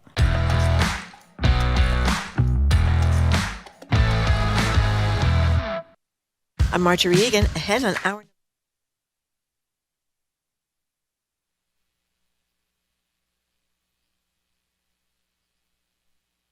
You're listening to BPR and GBH and NEPM. Jim Braude and Marjorie Egan. We are broadcasting live from the Boston Public Library. Thank you. And we are streaming at youtube.com/GBH News. We've got 2 broadcasts coming up out at our NEPM affiliate in Springfield on Monday and Tuesday. We're going to be joined there by Governor Deval Patrick, Congressman Jim McGovern, the Attorney General of the Commonwealth, Andrea Campbell, and more. Ask Yawu, who scored a pretty whopping victory yesterday. Almost 50 points. I know, 50 points, wow. In the preliminary election. She's going to be with us on September 23rd to take our questions and yours. And Maura Healey, the governor, will be here September 30th, same deal, taking our questions and yours. Good morning, Jim. And by the way, we'll obviously invite Josh Kraft back. He did absolutely. come in a distant second, but he is in the final. By the way, just to give you a feel what's behind the scenes before we get started with the market basket disaster, Marjorie and I were arguing up until the second before the show started if the Supreme Court was just horrible or really, really horrible. And we didn't quite come to closure. So as soon as we do, we will let you know. So where was the headline I saw today? All the President's Men? Yeah, I think it was Drudge, wasn't it? Yeah, I don't know. In any case, just like that, Arthur T. DeMoulis has been fired again from his post at the helm of one of America's most beloved and successful grocery chains, Market Basket. After months of back and forth, the company's board of directors, controlled by his 3 sisters, by the way, voted to fire him. The board claims he forced them, and this is a quote, to choose between accepting his autocratic control or terminating him in order to protect a vibrant and growing business that can't flourish over the long term under the leadership of a dictator, even though it's flourished like never, this is me now, like never before under that alleged dictator. That dictator had a lot of supporters, like former director of operations Joe Schmidt. He was on our show in July, Joe was, in defense of RDT, only to be fired himself just hours after saying this to us. The right person running the company is Mr. DeMoulis because it not only protects the community, the market basket culture, it's something worth standing up for. If you can't stand up for something good in your life, then what's the purpose of life? If you can't stand up for something good in your life, then what's the purpose of life? Wow. So the questions are these. Are you going to boycott the store in support of the leadership of RDT, as so many of us did back in 2014? Or do you say to yourself, maybe I'd like to, but grocery prices are way up and Market Basket is the only way I can afford to feed my family? Are you going to put your money where your mouth is? You're more focused on just buying groceries that are affordable. And as Marjorie Egan, this is pretty great, wrote in the Boston Herald 11 years ago during the first firing, quote, customers want the Market Basket they've known forever. Workers are convinced they can't have it without RDT. That's why I said it's obvious what the board should do is bring RDT back or ruin what you've got. Does that still hold today? And by the way, if it's not Market Basket, is there any other business or company that you patronize where if its leader that made that place as wonderful as it was forced out, you'd say enough? Now, let me say up front, by the way, our number is 877-301-8970 to call or text. I'm ridiculed by one texter in particular correctly every single day who says, you always say you're boycotting Amazon. How's that going, Jim? And it's not well. I go to Market Basket, as you know, every Saturday morning. I met this great guy, Wilson, who I think his name is Wilson, walked up to me on Saturday morning. He says, you really do shop here? I said, yes, I do. Wonderful man. In any case, I go every Saturday morning, probably one more time during the week. I'm done. Until he is back, I am done. Now, admittedly, I can afford to pay higher prices. A lot of people can't, but I am totally done. And we want to know if you are. Listen to that quote again from Joe Schmidt, who was one of his key right-hand men, also fired. If you can't stand up for something good in your life, then what's the purpose of life? That's pretty good from a supermarket official, don't you think? Yeah, I think the problem is, though, it is Bill from Haverhill, another texter just says, the only alternative to 3 Market Basket stores in Haverhill is Shaw's, miles away, definitely not competitive with Market Basket. Also, I'm tired of seeing a spoiled family of millionaires fighting over control of the golden goose. The former part is the part I'm interested in. I think a lot of people shop at Market Basket because they like it and they think they can get much better deals there. It's cheaper. And if they're close to it, it's probably where people are going to go. I think it's sad, but I don't know that people are going to boycott it. We'd have to start boycotting almost everything in our life. How did it become as good a place place and it's cheaper place for people? Well, because of this guy's brilliant leadership. I think it's clearly because he ran it that way. Right. And eventually it will not be what it was. How soon that happens, I don't know. But well, he was loyal to you and us, I would say. So maybe, and he's not asking for this. He hasn't put out a statement yet. I don't think he ever asked for a boycott. I don't remember. But if his loyalty to the customers was such, then maybe even for a short period of time, in the hopes that this thing is remedied by his sisters, who apparently, it's like the Succession story on television, maybe they'll come to their senses, or maybe they'll be forced to come to their senses. But in any case, and I can afford to not go there, but I'm not going. I want to know what your reaction to this is. If you had a little neighborhood store in Brookline near you, where a couple ran it was the family business, they were forced out by a landlord, let's say, who doubled the rent, would you keep going there because it was really convenient at the corner? That would be a lot easier. But the problem is there's too many things we're complicit in. From Amazon. I'm complicit with Amazon. So am I. I have an iPhone. Do you have an iPhone? Well, no, I don't, but I have everything else. Well, you have I your have a phone, Mac at home. Your phone's the same problem, that child labor is used to put a lot of these things together. A lot of us are on Facebook. That's run by Mark Zuckerberg, who is not exactly a stand-up guy anymore, as we know. His company's done terrible things in terms of addicting people to things like Facebook, and there's TikTok, and there's Instagram. So all these, we're complicit in all these things in so many areas of our life. You know what I mean? 877-301-8970. Olivia watching on YouTube. I've been boycotting since I heard about this most recent conflict. So unfortunate. We'll be shopping at Aldi and getting a Costco membership soon. Well, by the way, Costco is pretty cheap. Good for Olivia. I mean, that's really. I'm impressed by people who do these things. We get these texts from people from time to time who only buy local, who never go to Amazon. They won't even go to CVS. They want to go to their local pharmacy. I don't know how many of those are left, but that's what they say. They go to those places. They're recycling everything. They're being upstanding citizens, and I admire those people. I am not there. 877-301-8970. Again, Arthur T. Demoulas, who's been in the center of all this, was fired by the board, mainly his three sisters, who control 60% of the votes on the board of directors. He is no more, as of at least the moment.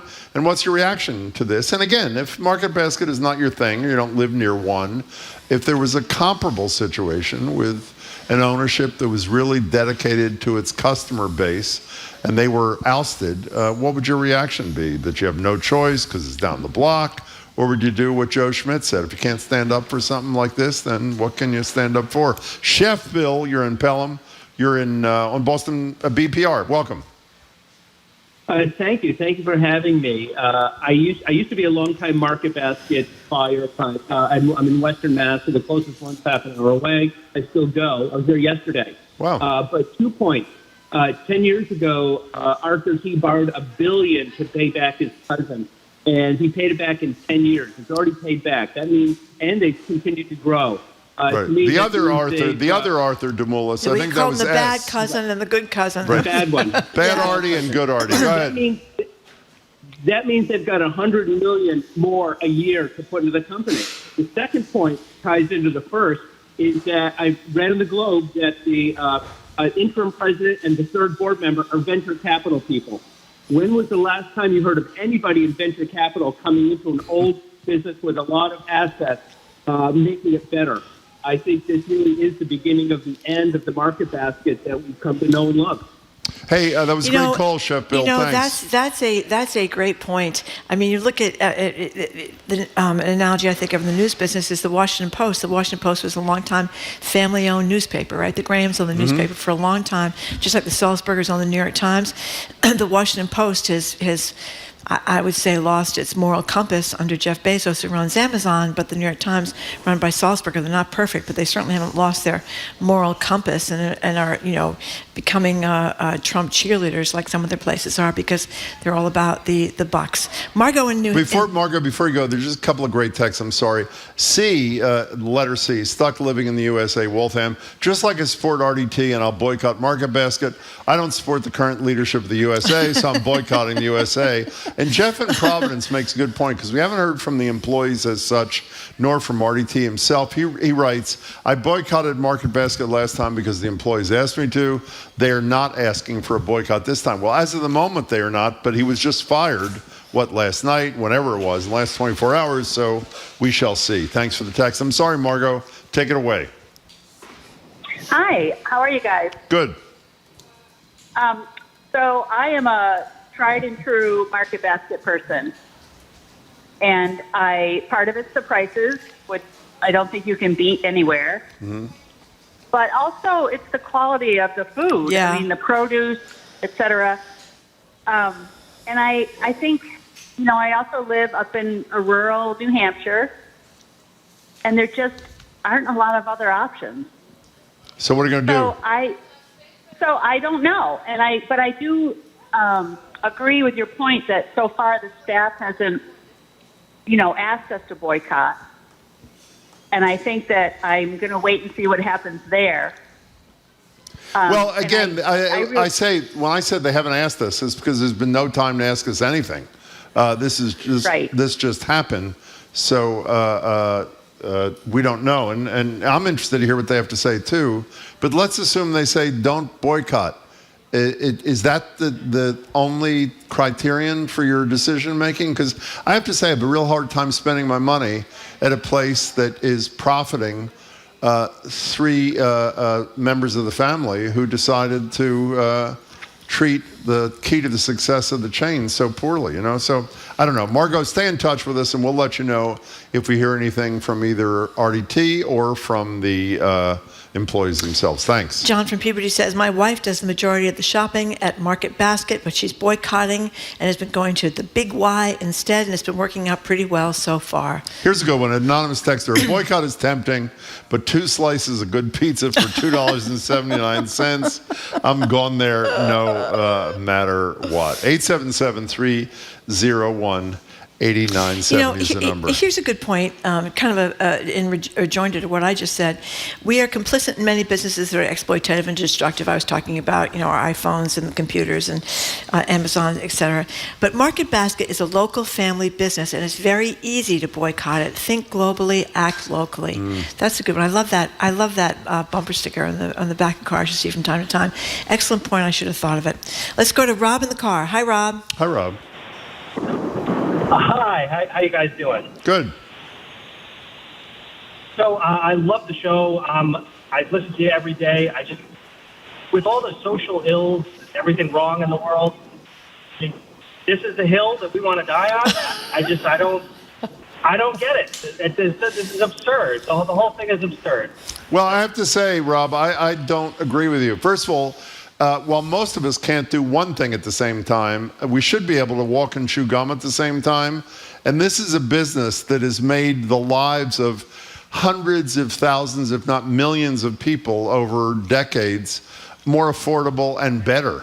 So this is not, sort of some half-assed kind of thing. Market Basket's pretty central to the lives of a lot of people. If you do listen to the show regularly, you hear every time we talk about it, people call in saying how wonderful it is, how wonderful the employees are, how dedicated and great these managers are, like Joe Schmidt, the guy who was on with us a month or so ago and then got fired the same day. So I don't think it's as tangential as you do.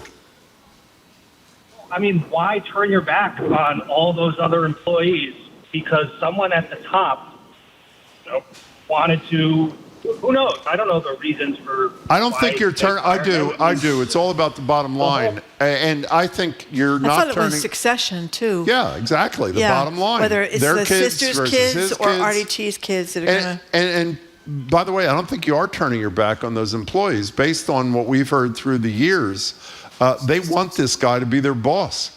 They feel more comfortable with this guy being their boss. So, again, we may be proven to be wrong when the employees speak, such as, I don't know what vehicle it'll be. And we hear you, but I think it's an important fight and actually one that could be won as opposed to some others. Rob, though, we appreciate your opinion. Thank you so much for calling. Here's a couple of texts. Malora from Bellingham. I'm a sole custody single mom. I've not shopped at Walmart or Target. Target took away the Pride stuff. Remember, that was a big deal. I do. Since February, I've only ordered from Amazon to use 2 $25 gift cards in the same amount of time. I'm not rich. My dollars count, though. I live less than 2 miles from Market Basket, but if there is a true boycott, I will participate again like I did last time. Great. And then an anonymous texter has a great point. Remember, Market Basket didn't give in to self checkout, they always have a bagger. How long till the vulture capitalists install help is on the way self-checkout? That's a great point, too. It is. 877-301-8970. We're talking about Arthur T. DeMoulis being canned by the board. The board is controlled by his three sisters, who have 60% of the vote. And by the way, the call, Rob, I think it was a minute ago, made a point that if some of you agree with it, I'd love to hear from you. They're bigger and more important fights than Market Basket, he suggests. I say you can do this and the others, but a lot of you may agree with him. But part of it is we're not doing the other things. I mean, well, some are. Some are. We have these groups called Indivisible. They do great stuff. They're groups that are organizing small protests in their hometown. They're people that are outside the Plymouth County. How about that reverend from Lynn that called the other day about her church and all the stuff they're doing up there? Yeah, I think people are, but you kind of feel like as a country as a whole, we're sort of. Was it Nepal that they overthrew the entire government? Through protesting just a couple of days ago. I should look that up. It was the United States where they overthrew the entire government. Well, remember that? That was right here, I think. I mean, I think there's a lot of frustration that people who are not keen on racial profiling, arresting people for just speaking Spanish. I think there's a sense that we are not doing enough, if you feel that way, to stop it. Bernadette, you're in a truck, you're on BPR. Welcome to the show. Hi. I love long time, love your show. Thank you very kindly. What's up? I will boycott if the staff, if the workers call me on to do it, I will. But until then, I'm going to hope that Arthur starts a new store and just goes with his family and does a whole new thing. Wow. Because Market Basket's going to turn into a hellhole with this current bunch. Bernadette, Paul from Somerville says it's already turning into a whole hell. He texts, just came from Somerville Market Basket, which is mine. The suits, in quotes, were there already.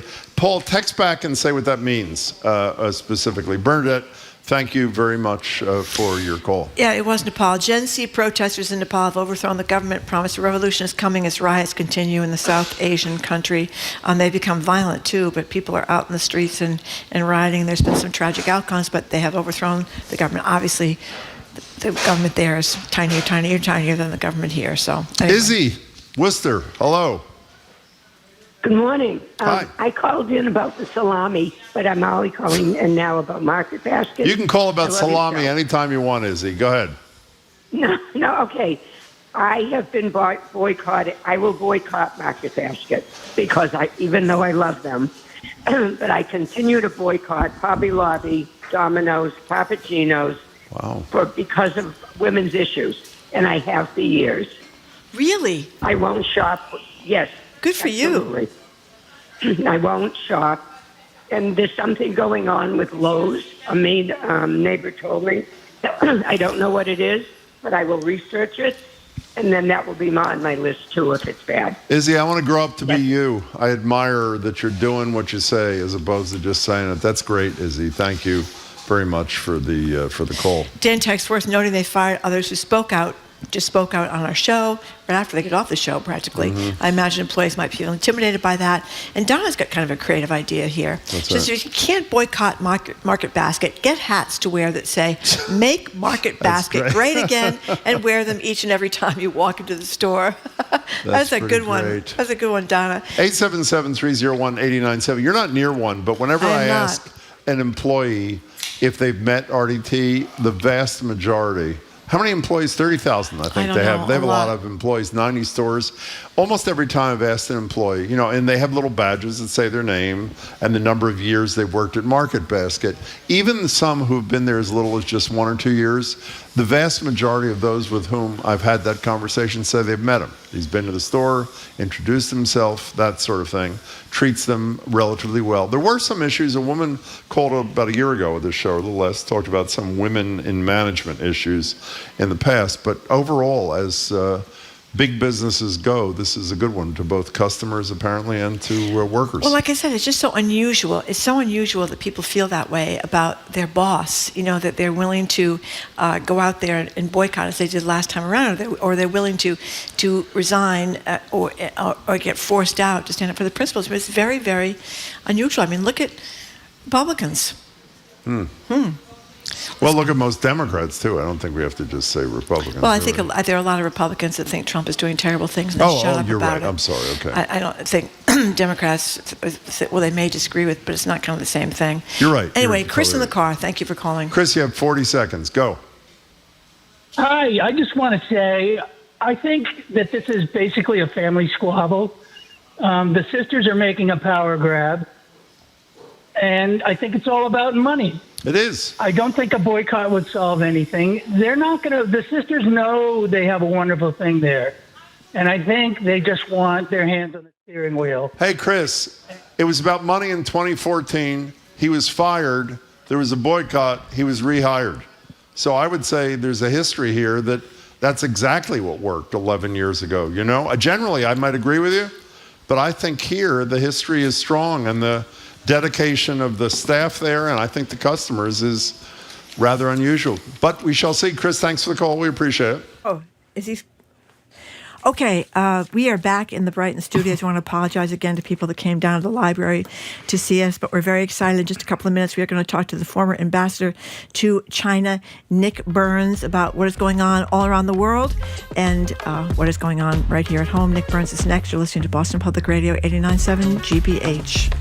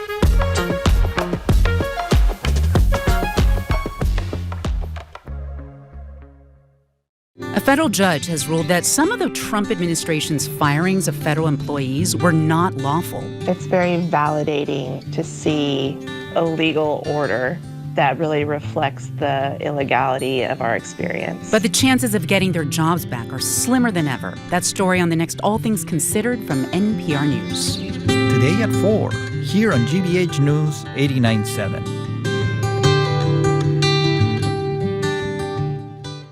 Our programs are made possible thanks to you. And Minus 33 Merino Wool in Ashland, New Hampshire. Since 1916, makers of all-natural merino wool underwear, outerwear, and New Hampshire-made socks. Their merino wool clothing and accessories are available at minus33.com. And Thrive Next Gen, delivering comprehensive AI strategies for businesses. From initial planning and data security to full deployment with managed AI. More information is available at thrivenextgen.com/NPR.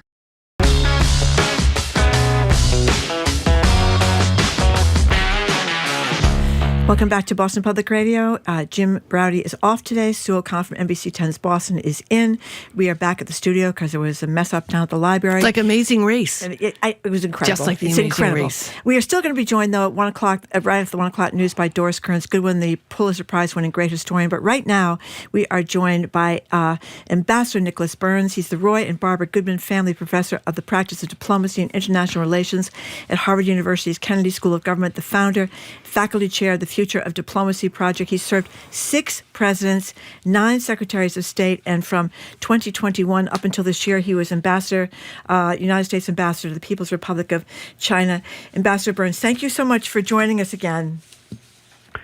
Thanks, Marjorie. It's great to be with you. So I just read your very impressive resume. We have a man with much shorter resume running the Pentagon right now. That would be, of course, Pete Hegseth, who has decided to get military officials from all around the world to gather in Virginia for reasons we don't know, even top generals. This isn't about China, but you know about these things. What do you think? I don't know what to make of it. It may be quite benign. It may be that he wants to talk about global strategy with all of his generals and admirals. He has a right to do that. It's very common for secretaries of defense or state to call ambassadors or generals back to Washington for discussion. So I think at this point, maybe the press has made too much of it. I mean, he has to communicate with his own people. But is it likely? I mean, it's surprising, and there's a lot we're reporting on. If you're sitting, if the equal to Hegseth or others are sitting in Moscow or Beijing, and they're curious about it, and we're curious about it. It doesn't help us all feel better about things, does it? I mean, what would they be thinking? Russian and Chinese generals meet with their leaders all the time. And, planning, strategic planning, tactical planning is a big part of what the military and the State Department do. So, I've seen the stories. I just don't get at this point the alarm, because you want the Secretary of Defense to be communicating with his top generals and admirals. And the Pentagon hasn't explained what it's all about. But then again, there are a lot of times when classified information is being discussed, you can't share that with the public. So I'm just not that exercised about it quite yet. Okay, There's so much else to worry about in the world. Well, then I won't get exercised yet either, Ambassador. Thank you very much. You've calmed me down on that one. But you had a fascinating interview with one of our NPR colleagues, Michelle Martin, about China and the meeting among China and North Korea and Vladimir Putin earlier this month, talking about kind of a rearrangement of the geopolitical world order. What did you say? Well, yeah, some of your listeners might remember the September 3rd military parade in Beijing, in China. And that was to commemorate the 80th anniversary of the end of the Second World War. And the people in the lead photograph were Xi Jinping, Vladimir Putin, the president of Russia, Kim Jong-un, the dictator of North Korea, and the Iranian president. And this is, an axis of authoritarian leaders. They're powerful. Three of them are trying to help Putin kill Ukrainian civilians. The North Koreans have soldiers on the ground in Ukraine, unfortunately. The Iranians are mass-producing drones, and the Chinese are giving a lot of important military support to the Russians. So they're acting malevolently in Ukraine, first. Second, they're not comfortable with the last 80 years post-Second World War, the world order, which is human rights. Countries shouldn't be able to invade other countries and try to demolish them the way the Russians are doing to the Ukrainians. They really want an order friendly to authoritarian powers, and that's not what we want in the United States, and I think there's a bipartisan consensus on that. And so increasingly, I think what we're going to face is a very competitive relationship with China, because that's the strongest country of those four, but also with Russia. And it means we have to work with our allies. And I think that's the superpower of the United States. China and Russia don't have treaty allies. The United States has 31 allies in NATO. I'm a former ambassador there. And we have 5 treaty allies in East Asia. And as long as we're true to those allies, then I think we're going to be frankly more powerful and more influential than either Russia or China or both of them combined. But it means you've got to respect your allies, not question Canada's sovereignty, not criticize Denmark over Greenland, and certainly not place high tariffs on the Japanese, South Koreans, and the Indians, as President Trump has been doing. So I think his disregard for the allies has been his major foreign policy mistake. But at the same time, we're going to try and get into a little bit more of this in a second, but, China has been positioning itself as suddenly the country that believes in climate change, and in contrast to our current administration, who is stepping back on that. They are filling the gap in the USAID places, which they've been working on, much better than I do, but working on for a long time to get into those spots. So would you say it's safe safe to say that maybe China's just having a moment right now, or are we looking at a shift in the world order in terms of influence? I mean, obviously, as you said, we still have our allies, but... I was in New York this week, and during it was Climate Week in the UN General Assembly. Yes. And, for most people in the world, and certainly for most governments in the world, climate change is real. People accept the science, and they want to do something about it. And the two largest emitters of carbon are China, about 30% of global emissions, and the U.S., about 11%. And the fact that under President Trump, he's taken us out of the Paris Climate Accords, we didn't speak up this week. Xi Jinping spoke by video to the UN General Assembly this week and said China will reduce its carbon emissions by 7 to 10% over the next 10 years. Our message was, you heard President Trump's message when he spoke in New York. He belittled climate change. He said he didn't believe in the science, and he really excoriated renewables, wind and solar power. So, it's not exactly the best way to win friends and influence people when you tell them that the United States is not going to participate on the issue, arguably, that people care most about. And I thought it was a low moment for us.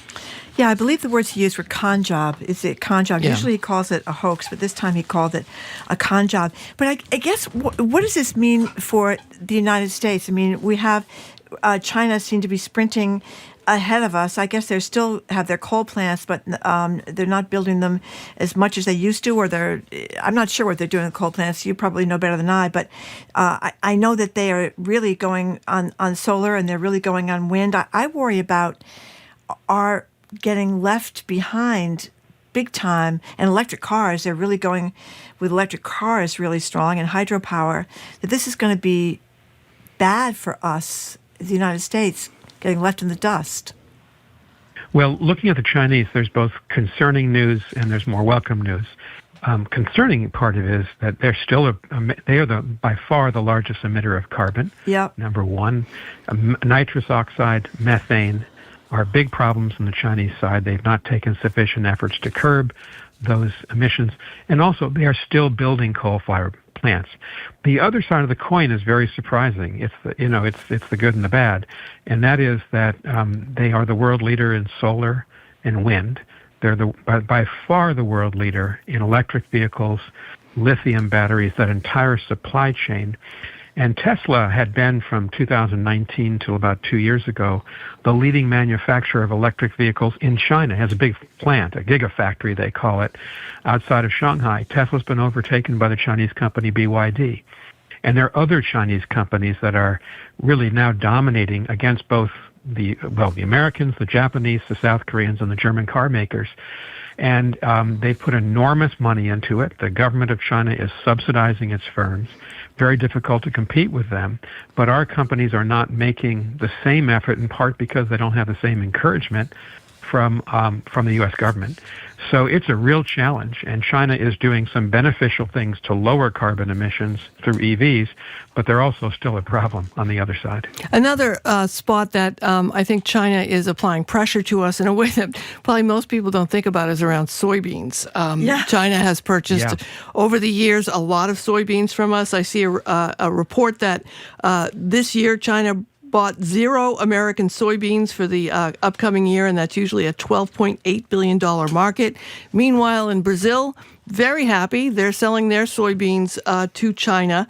And of course, this along with the tariff challenges that go up and down. And I'm just, wondering what your take is on how any administration can balance what they look at as this foreign policy that's important to them, that is having a real impact on our nation's farmers and our nation's businesses. Well, and this is a problem that the Chinese have caused. And it's part of the trade talks and the trade argument between the U.S. and China since April of this year, when President Trump put 145% tariffs on China. And, each side is trying to show its strength.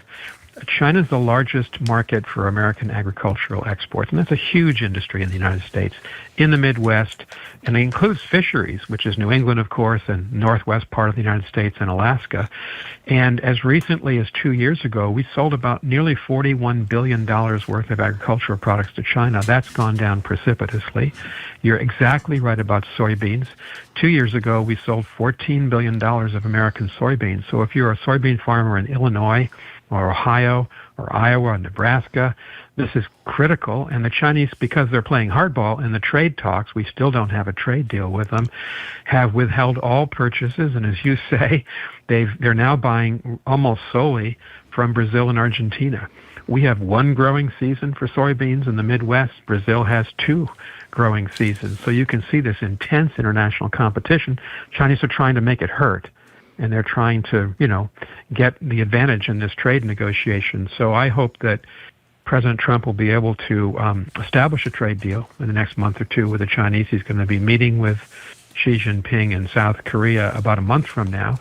And it's really in the interest of both of our economies that we do have some kind of trade deal, and that means compromise. We're talking with Nicholas Burns, the former United States ambassador to the People's Republic of China from 2021 up until this year. He's served 6 presidents. Obviously you're a diplomat, and I am not a diplomat, but You're diplomatic, though, Marjorie. Well, I try, but in my own way. I watched the president's speech at the UN, and I felt upset and embarrassed, telling other countries they're going to hell, calling climate change a con job when people in other parts of the world, we are too, wildfires, these heat waves, these terrible flooding tragedies and stuff. What does this mean? What should this mean to Americans? Does it matter if he gets up and insults people at the UN? Even though Luke Rohr's got a great piece in the New York Times saying he does one thing in public behind the podium, and then he's much more cordial in private. So maybe that makes up for it. But was I wrong to be that upset, or does it matter? Well, I say 2 things, Marjorie. First, it's certainly okay, and in fact, it's probably necessary for the U.S. and other countries to draw attention to the inadequacies of the United Nations. Right. The United Nations is responsible for trying to curb war and create peace. That's the Security Council. The problem, and it's not entirely the making of the institution itself, is that there's 5 countries with all the power. They have the veto. That's the United States, the United Kingdom, France, Russia, and China. These are the 5 victors of 80 years ago. And right now, the Chinese and Russians veto everything the U.S. and the 2 European countries do, and vice versa. So President Trump, I think, was right to say that the United Nations has been inadequate to the occasion, but there's a reason for it. And we are, and our problems with the Chinese and Russians, and they with us, is part of the problem.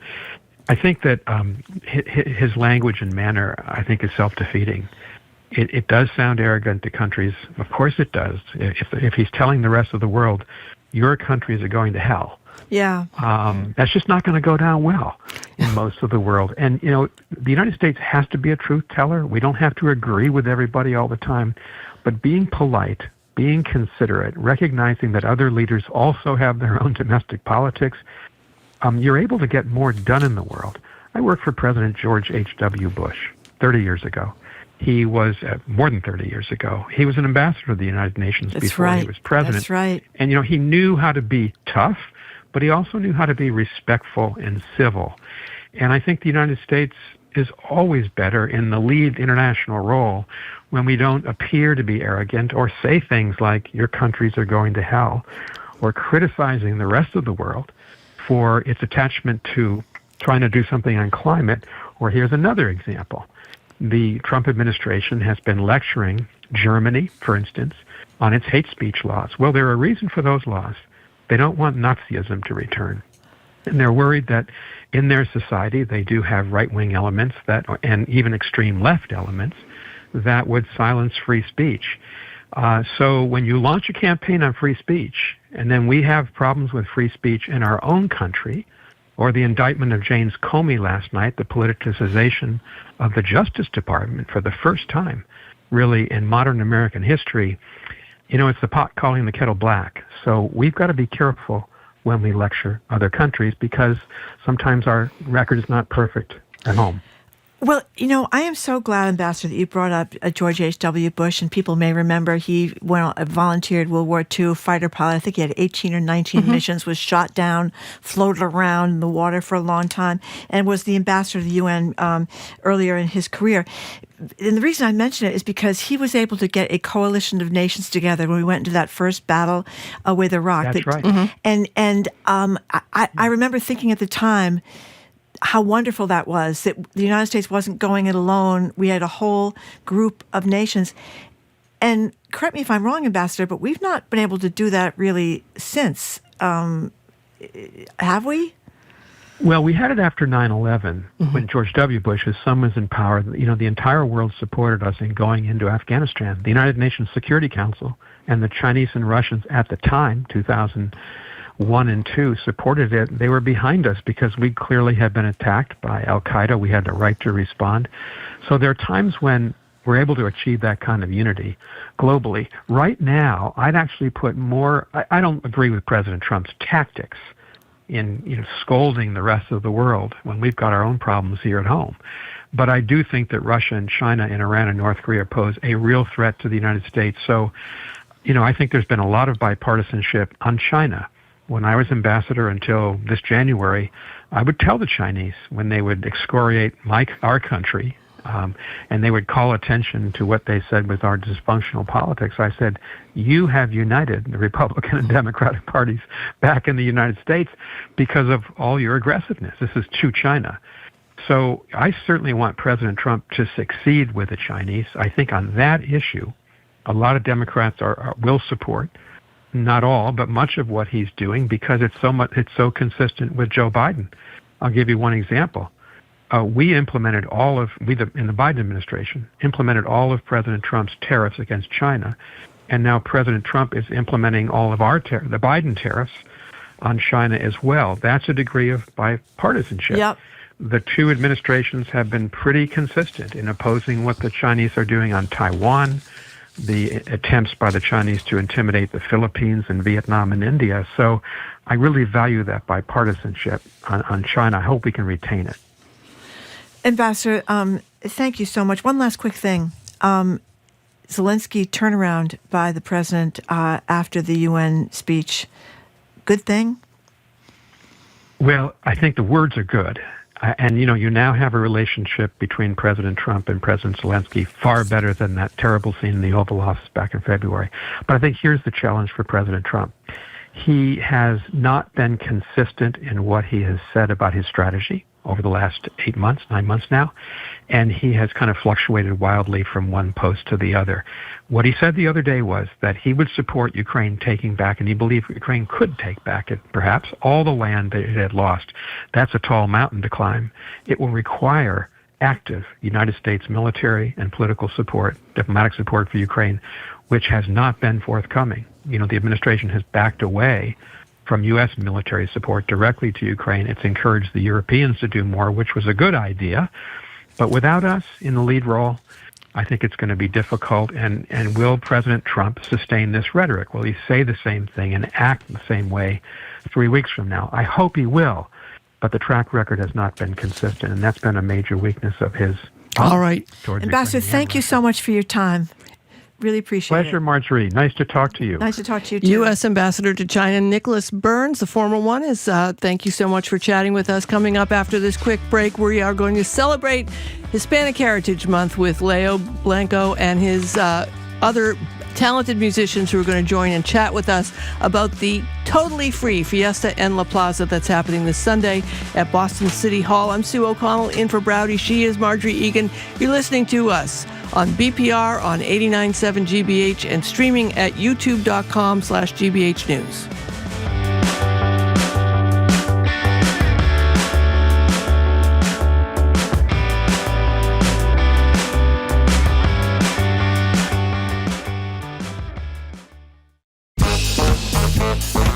This week on Under the Radar with Callie Crossley, a new poll shows President Donald Trump's favorability slipping with Latino voters. Bad Bunny wraps up his epic Puerto Rico residency. And is Hispanic Heritage Month canceled? It's our Latinx News Roundtable.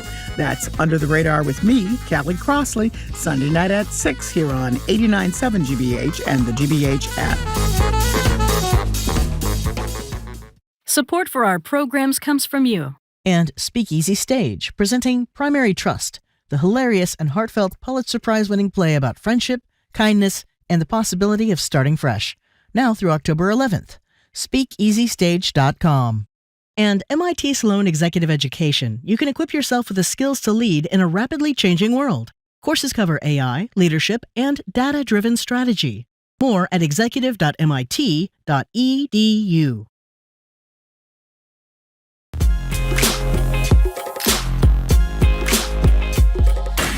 Welcome back to Boston Public Radio. Sue O'Connell is in today for Jim Browdy, who'll be back on Tuesday. We are streaming at youtube.com/GBH News. We apologize again to people that came down at the library. We were having technical issues. That's why we couldn't hear all this beautiful music that we were hoping to hear. But nonetheless, we are going to talk to the people that are involved in that beautiful music. Venezuelan-born piano virtuoso Leo Blanco, who this Sunday performs at Boston City Hall for Fiesta on La Plaza, a totally free festival, all about diversity and joy for this Latinx Heritage Month. And we're also going to talk with Elsa Mosquera, the festival's producer and co-leader of the group Ágora Cultural Architects that puts this all on.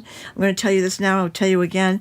Ágora, culturalágora.com. That's Cultural Ágora, AGORA.com is the website for more information. So we're going to talk to them. We can't hear the music. We're going to talk to them right now. So Elsa, tell people what's happening. Thank you for having me, and thank you for everyone that is joining. So we're celebrating the third iteration of Fiesta en la Plaza, thanks to the support of the City of Boston, the Office of Arts and Culture. So we're excited to be celebrating Hispanic Heritage Month at our place that it's owned by all of us and that we're all welcome. So we're celebrating with a great lineup of artists. Mr. Leo Blanco next to me, we're excited to have him. And we have a great lineup. We have a group from Puerto Rico, a theater group that will do a comparsa. They will have like the big head puppets that Bad Bunny once walked with during the Grammy Award celebration. So if you saw that, we will have him doing this parade with Heights Were Tasked for Kids. And we will have, to end the day, a wonderful timbal player, graduated from Berkeley. Her name is Zaira Pola. I don't know if she was your student or not, but anyway, she's really amazing, and we're very happy to have them and to have all of you join us to celebrate our Latinidad, and especially this year that things have a different meaning. Yeah, Leo, I want to talk about that. I mean, one of the things that I love about Latino culture is that to me, it's a little bit like the Greek and Roman culture of our time. Like, it's on every continent. It unites us. The flamingo is a dance that brings everyone together. Obviously, we're celebrating this culture, but can you talk about how this music and this celebration, this dance and the puppets and everything brings us all together? Well, yeah, I think that Latin America is the cradle of this global music phenomenon that happens sometimes for tragic reasons, for the massive kidnapping of Africans back 400, 500 years ago. And there's a wonderful resulting musical happens that we celebrated in the Americas. And so that is what happened in Fiesta en la Plaza. We have flamenco, who is part of our heritage too, mixed with Africa. And that's what we Latin Americans are. These two worlds and more, because the Spaniards have a lot of influence from Arabs, and then I can go on that. But it's a fascinating, very colorful music in every sense. It has a lot of charge and history. Of course, the hard question is that we've seen many festivals, many gatherings postponed, not running, over concerns. How are you feeling about the festival this weekend? Well, obviously, as I said, this year it has a different meaning. We are scared, and that's the real word of it. And we shouldn't be. The contributions of Latin American culture to the landscape of this country are enormous. So I would just like for this space to be safe, enjoyable, and that we are celebrating the fact that we can be together, celebrate, and live our heritage and who we are, and welcoming all. And that's what we hope that it happens. So I invite everyone to join us and to celebrate in community. That's really what we want to see and make it happen. Leo Blanco, we heard your trio this morning. Yeah, we got to hear it. Yeah, at the Boston Public Library. So tell us about them. You teach at Laundry School of Music. You teach at Berkeley, and you had a really talented group this morning. You're a great pianist. Tell us about your Thank group. you. Well, first of all, it's nice to put a voice into the a face into the voice. That's right, face into the voice. Yes, and thank you. And the music that the two of you heard, well, we're going to share it with everybody this Sunday at noon. Okay, so don't miss that. Thanks for the promotion. Yeah.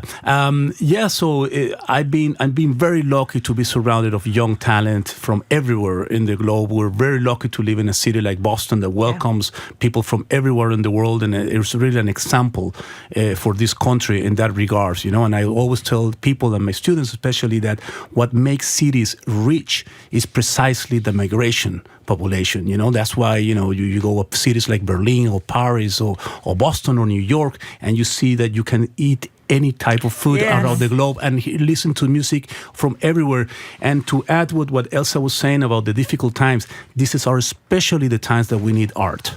These are the times where it's more needed globally, and the history of civilization has demonstrated that. And so here we are, and Ágora is doing a lot for that, and so have a public space, music for everybody. Mm-hmm. And you've also got an event October 12th. What is that? Yes, it's the continuation of Fiesta en la Plaza. So we'll be presenting a very important documentary it's called Gender Salsa. So it's really about these transgender salsa dancers in Cali, Colombia, and what it means for them to be dancing salsa as a community. It's similar to El Sistema in Venezuela with classical musicians, but in this case, are salsa dancers. So really, it has so much meaning for these dancers, for these people to be part of a community, to be dancing professionally, and really open doors for everyone around the world with their art. So it's an amazing documentary that I hope everyone comes and see it on the 12th.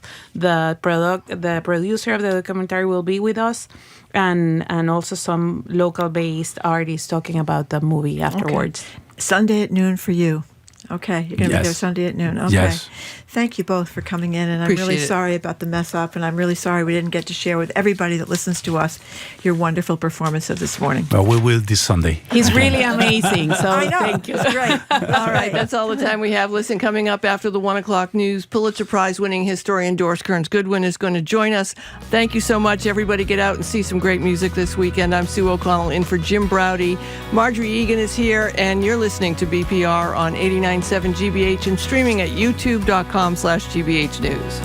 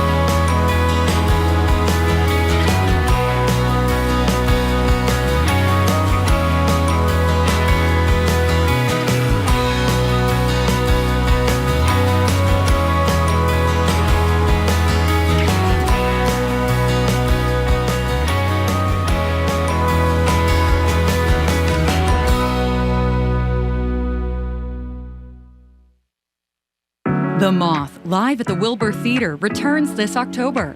Get your pair of tickets now to experience the storytelling phenomenon live. The sooner you give, the better your seats. Tickets and more info at gbh.org/moth. Support for GBH comes from you. And GM Roth Design Remodeling. Dreams delivered. With custom kitchens, bathrooms, and additions. Serving New England for over 39 years. Learn more at gmroth.com. And Rockland Trust Bank, committed to helping individuals and local businesses work towards their financial goals by providing financial advice and resources. More at rocklandtrust.com. Rockland Trust Bank, where each relationship matters. Member FDIC. You're listening to 89.7 WGBH HD1 Boston. Online at gbhnews.org. GBH News. What matters to you? Live from NPR News, I'm Lakshmi Singh. President Trump says he hopes more of his political enemies will be indicted. NPR's Tamara Keith reports this comes after Trump's brand new handpicked interim U.S. attorney in Virginia returned an indictment against one of Trump's more outspoken critics, former FBI Director James Comey. Comey was indicted on 2 counts related to allegedly lying to Congress in testimony 5 years ago, after Trump demanded that the Justice Department prosecute him. Trump says he expects more of the people who made his life miserable over the last 8 years to be prosecuted. It's about justice, really. It's not revenge. It's about justice. It's also about the fact that you can't let this go on. They are sick, radical left people, and they can't get away with it. And Comey was one of the people. He wasn't the biggest, but he's a dirty cop. Comey says he is innocent, and he looks forward to proving it at trial. Tamara Keith, NPR News, the White House. Mixed reception for Israeli Prime Minister Benjamin Netanyahu at the UN General Assembly this morning. Before his speech, dozens of diplomats walked out. Netanyahu rejected international condemnations of the Israeli military's ongoing offensive in Gaza, and he had a message for hostages still being held by Hamas. Our brave heroes. This is Prime Minister Netanyahu speaking to you live from the United Nations. We have not forgotten you, not even for a second. The people of Israel are with you. We will not falter and we will not rest until we bring all of you home. Netanyahu is due to meet President Trump Monday. Yesterday, Trump sided with Arab leaders in vowing not to allow Israel to annex the occupied West Bank. Also, in a departure from Israel and the U.S., several Western allies recently formally recognized a Palestinian state. President Trump says he will impose a 100% tariff on brand name pharmaceutical imports starting October 1st. That is, unless companies are in the process of building factories to make the medicines in the U.S. Here's NPR's Sydney Lepkin. The president has been talking about imposing tariffs on drug companies for months, mentioning different percentages and dates. He took to Truth Social Thursday to post that the tariffs will begin next month. It's unclear how broadly the tariff will affect consumers. They won't apply to generics, about 90% of prescriptions filled in the U.S., only brand name drugs. And he's making an exception for companies that are expanding manufacturing in the U.S. Many brand name drug makers have announced new U.S. factories in recent months, which could exempt them from the tariff. Sydney Lepkin, NPR News. U.S. stocks are trading higher this hour. The Dow is now up 340 points, or roughly 0.75%. This is NPR News. With the latest from the GBH newsroom, I'm Craig Lamolt. The personal data collected with each tap of a phone or online search would be subject to new protections under a bill approved by the state Senate on Thursday. GBH's Katie Lannon reports. The legislation would let consumers opt out of having their information sold or used for targeted ads based on their interests. And Andover Senator Barry Feingold says the bill goes a step further when it comes to children's data. And for someone that has a 13-year-old who spends way too much time on screens, I think this is super important. If the bill becomes law, companies couldn't sell data collected on kids or use it for targeted ads. It's not clear yet if the House will also take up the legislation. Tech industry groups favor a different data privacy bill that they say mirrors policies in other states. On Beacon Hill, I'm Katie Lannon, GBH News. The state has published draft environmental impact report on the Cape Cod Bridges replacement project. Overall, the effect on the environment would be fairly light, says the Healy administration's head of the project, Louisa Paiwanski. She says reducing traffic congestion will lower exhaust emissions near the bridges. The most significant factor in the reduced emissions of air pollution is the reduced congestion, and that involves making the bridges more functional, but also making the interchanges more functional because they're contributors as well. The report says the bridge construction is not likely to harm critical habitat for the endangered North Atlantic right whales, but it could result in the death of some monarch butterflies and the elimination of some of their habitat. This is GBH. Support for NPR comes from BetterHelp, committed to making mental well-being a priority and offering support in taking on everything life demands, with therapists available to communicate via video, chat, or phone at betterhelp.com/public.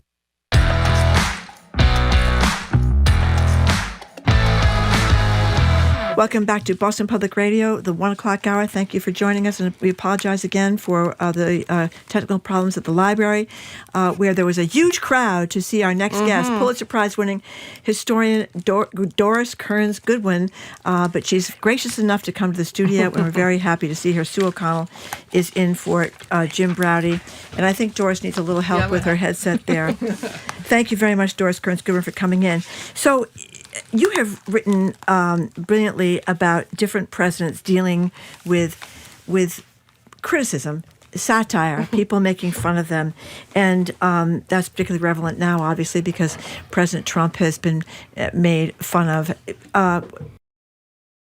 He doesn't seem to be uniting the country. Let me say that. What do you think about his reaction to what has gone on with the ridicule from people like Jimmy Kimmel and a lot of media, frankly? You know, at least what history shows us is that those presidents who are able to roll with the criticism are the ones that are remembered best in history for having done that. They're all going to get criticized. Even before the late night shows, you know, there were cartoons about Washington, about Lincoln. There were humorists who wrote about them. And if they dealt with it well, people like that. If they start going after it, they are not remembered as badges of honor. I mean, I think about Teddy Roosevelt's one of my favorite stories because so many times they made fun of him. And somebody who was a humorist wrote a review of a memoir that he had written about the Spanish-American War, and they said he placed himself in the center of every action of the war, that he should have called the book Alone in Cuba. It becomes a huge thing. Everybody's laughing about it, right? And so what does he do? He writes him a letter, and he said, I regret to tell you that my wife and my intimate friends absolutely adore your review. Now you owe me one. I want you to come to Washington and meet me. They become friends. He continues to make fun of him, and it works. And then there's another time when he's police commissioner, and he has to execute the enforcement of the Sunday blue laws. Yeah. And the working class people hate it. They have to work 6 days a week, so this is the only day they can sit and relax in a bar, in a saloon. He just has to do it because he has to enforce it as the police commissioner. They have a huge parade, 150,000 people against him, and they send him a mocking invitation. Why don't you come to the parade? And he decides to come and sit in the receiving box, right? And he, as the parade goes by and they have mocking banners against him, a float that shows him drinking wine while the poor guys can't have beer. He says, I love that. Show me that. Do that. And finally, the headlines are they came to jeer, but they ended up cheering. It's just so smart to do that. But you need to have a strength of character. You need to, obviously, they're going to be sensitive, but you have to know that going after somebody vindictively is going to only hurt the country, not only yourself. I don't understand how successful Trump has been. I don't mean just as president, just in general. I mean, we have all known many elected officials and politicians and powerful people who have been thin-skinned. Some of us are thin-skinned from time to time. You remember Mayor Tom Menino at Bay Windows, the paper I published, the LGBTQ paper. We once called him in an editorial Mayor No Fun because he didn't want overnight MBTA service for people using the clubs, and he went on BNN, our local cable station, and said, nothing good happens after 1 a.m., you should be home in bed. And then at a big fundraiser, he got up on stage, an LGBTQ fundraiser, the HRC dinner, and he said, well, I see everyone's here to celebrate Mayor No Fun, right? Even though we know he was mad about it. I mean, how does Trump get to where he is today with being so upset about people making fun of him? And I don't think that the majority of the people like that. I mean, people feel like it's fair in a democracy, and we've known that it's gone on forever, right? I mean, look at Dana Carvey came to the White House, the impersonator of Bush, right? And Rich Little came to under Reagan, and they laughed at themselves as the seemingly stumbling around, falling on the ground, not being able to speak. When Bush was accused of saying strategery or I misunderestimate something, he never even said some of those things. But later on, he said, "Yeah, maybe I did say them." And he goes around now. I've interviewed him a couple of times, and he'll use the word strategery, and people laugh. They know what it is.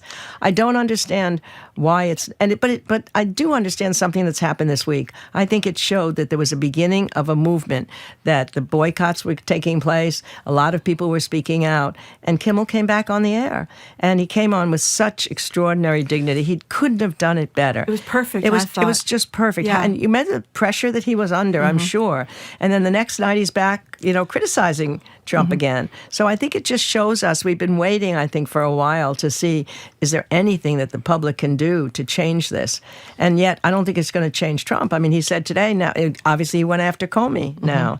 And that's just vindictiveness. I mean, that's a terrible emotion, vindictiveness. It's more than anger. It's obsession with something that doesn't allow you to move forward because you're looking backward. It's an enormous waste of energy, of time, of who you are. Well, we have youngsters listening will not remember the Smothers Brothers Comedy Hour because it was in the late 1960s, but it was a big hit show on television. They were ridiculing Lyndon Johnson left and right. We have a little sound from the final broadcast of that show, Smothers Brothers Comedy Hour, in April of '69, when Dick Smothers reads a letter from President Johnson forgiving the brothers for their critical satire of him. To be genuinely funny at a time when the world is in crisis is a task that would tax the talents of a genius. To be consistently fair when standards of fair play are constantly questioned demands the wisdom of a saint. It is part of the price of leadership of this great and free nation to be the target of clever satirists. You have given the gift of laughter to our people. May we never grow so somber or self-important that we fail to appreciate the humor in our lives.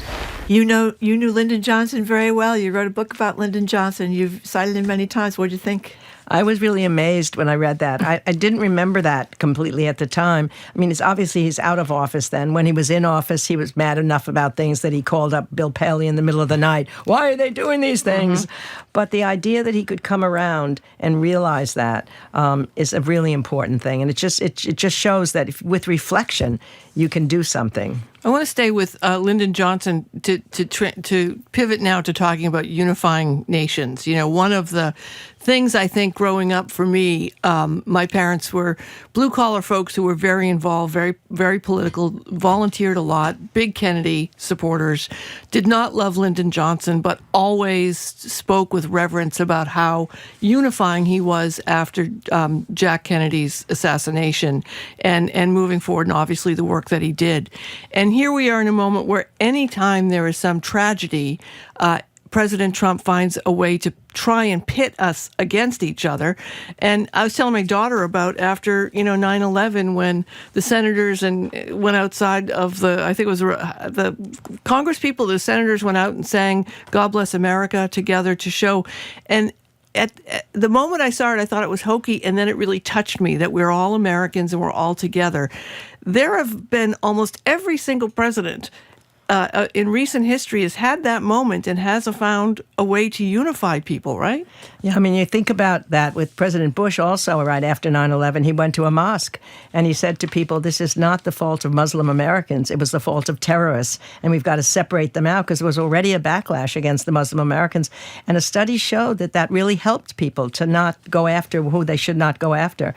Or I guess I always come back to Abraham Lincoln. Before you go to Abraham Lincoln. Yes, I can wait for, Abe is going to wait for us. Because we have sound of President George W. Bush speaking to reporters on September 17th. Oh, great. I love this. At a press conference from the Washington Islamic Center. Sorry to interrupt you, Doris. Here it is.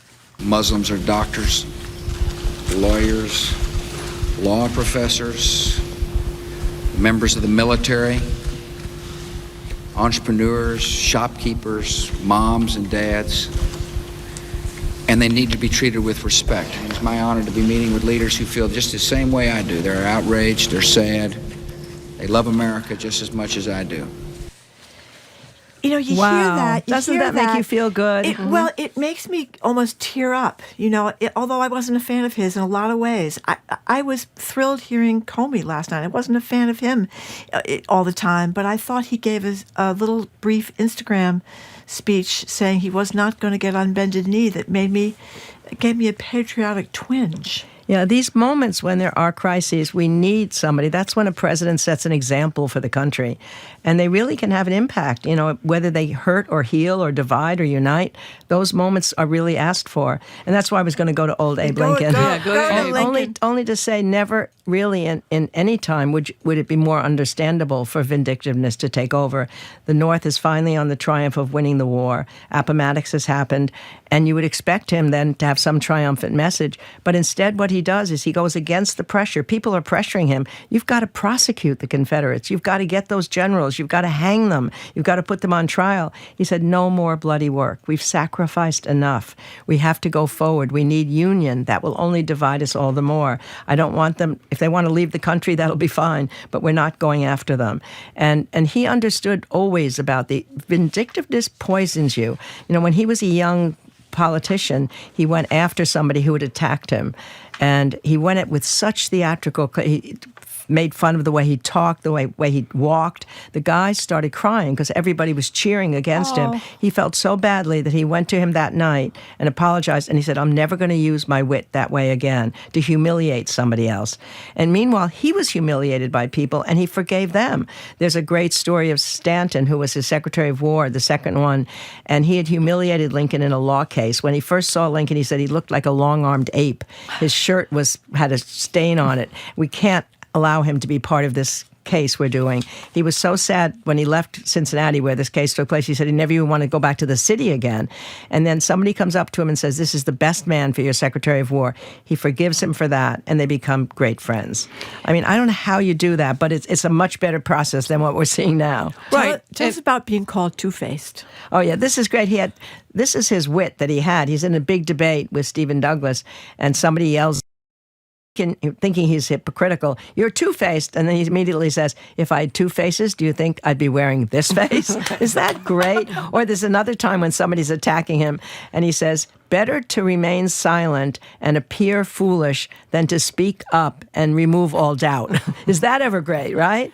So, I mean, and he was called ugly. He was called a third-rate lecturer. He was called illiterate. And yet the people who called him that during the election campaign of 1860, those three opponents he put into his cabinet, he said, I need them by my side.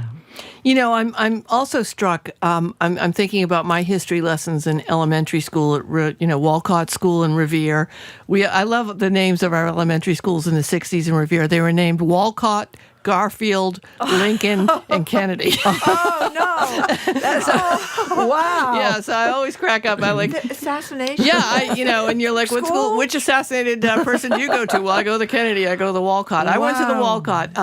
But I remember being taught about, after the Civil War, about not being vindictive, and I remember it didn't sit with me right about, well, okay, we're just the picture of Grant and, the piece, and then the statues, all of that, which was pretty fresh to the statues going up for the Confederates. And my teacher, who was a Jewish woman who had family who she lost in the Holocaust, and she had been teaching us just really about forgiveness and how you have to tolerate some of this uncomfortableness about forgiveness in order to move forward.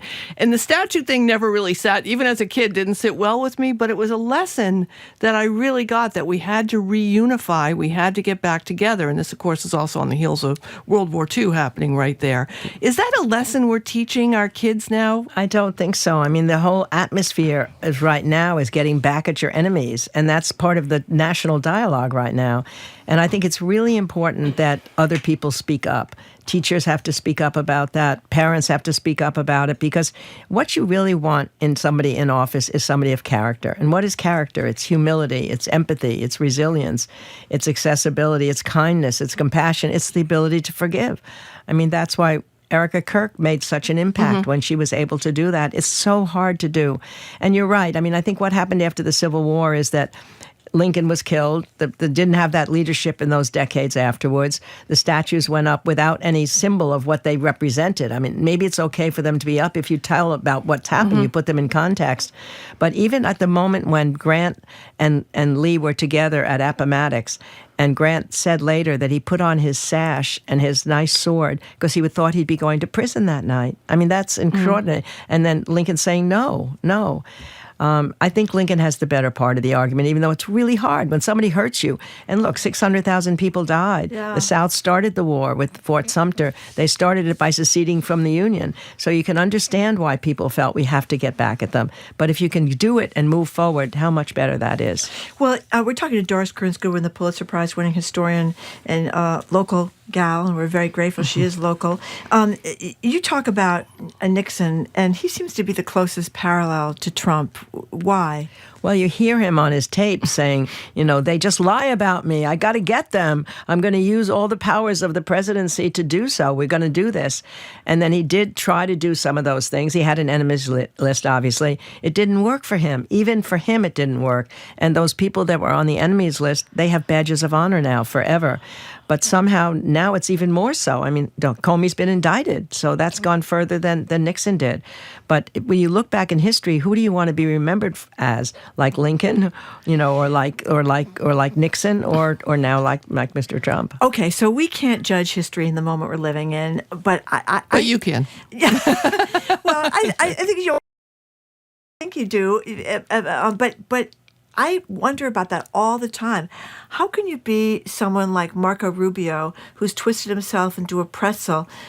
A very capable person, right? Very capable and it has the skills he needs in order to be what his job is right now. Or a good chunk of Republicans who know privately that this is a man without very much character at all, and yet they're on their knees, as Comey said, if not crawling, as Senator Whitehouse from Rhode Island said. Yeah, I'm not sure that we're going to understand it for a long time to come until we turn out how it happens. Whatever happens with all this, then maybe we'll be able to look back.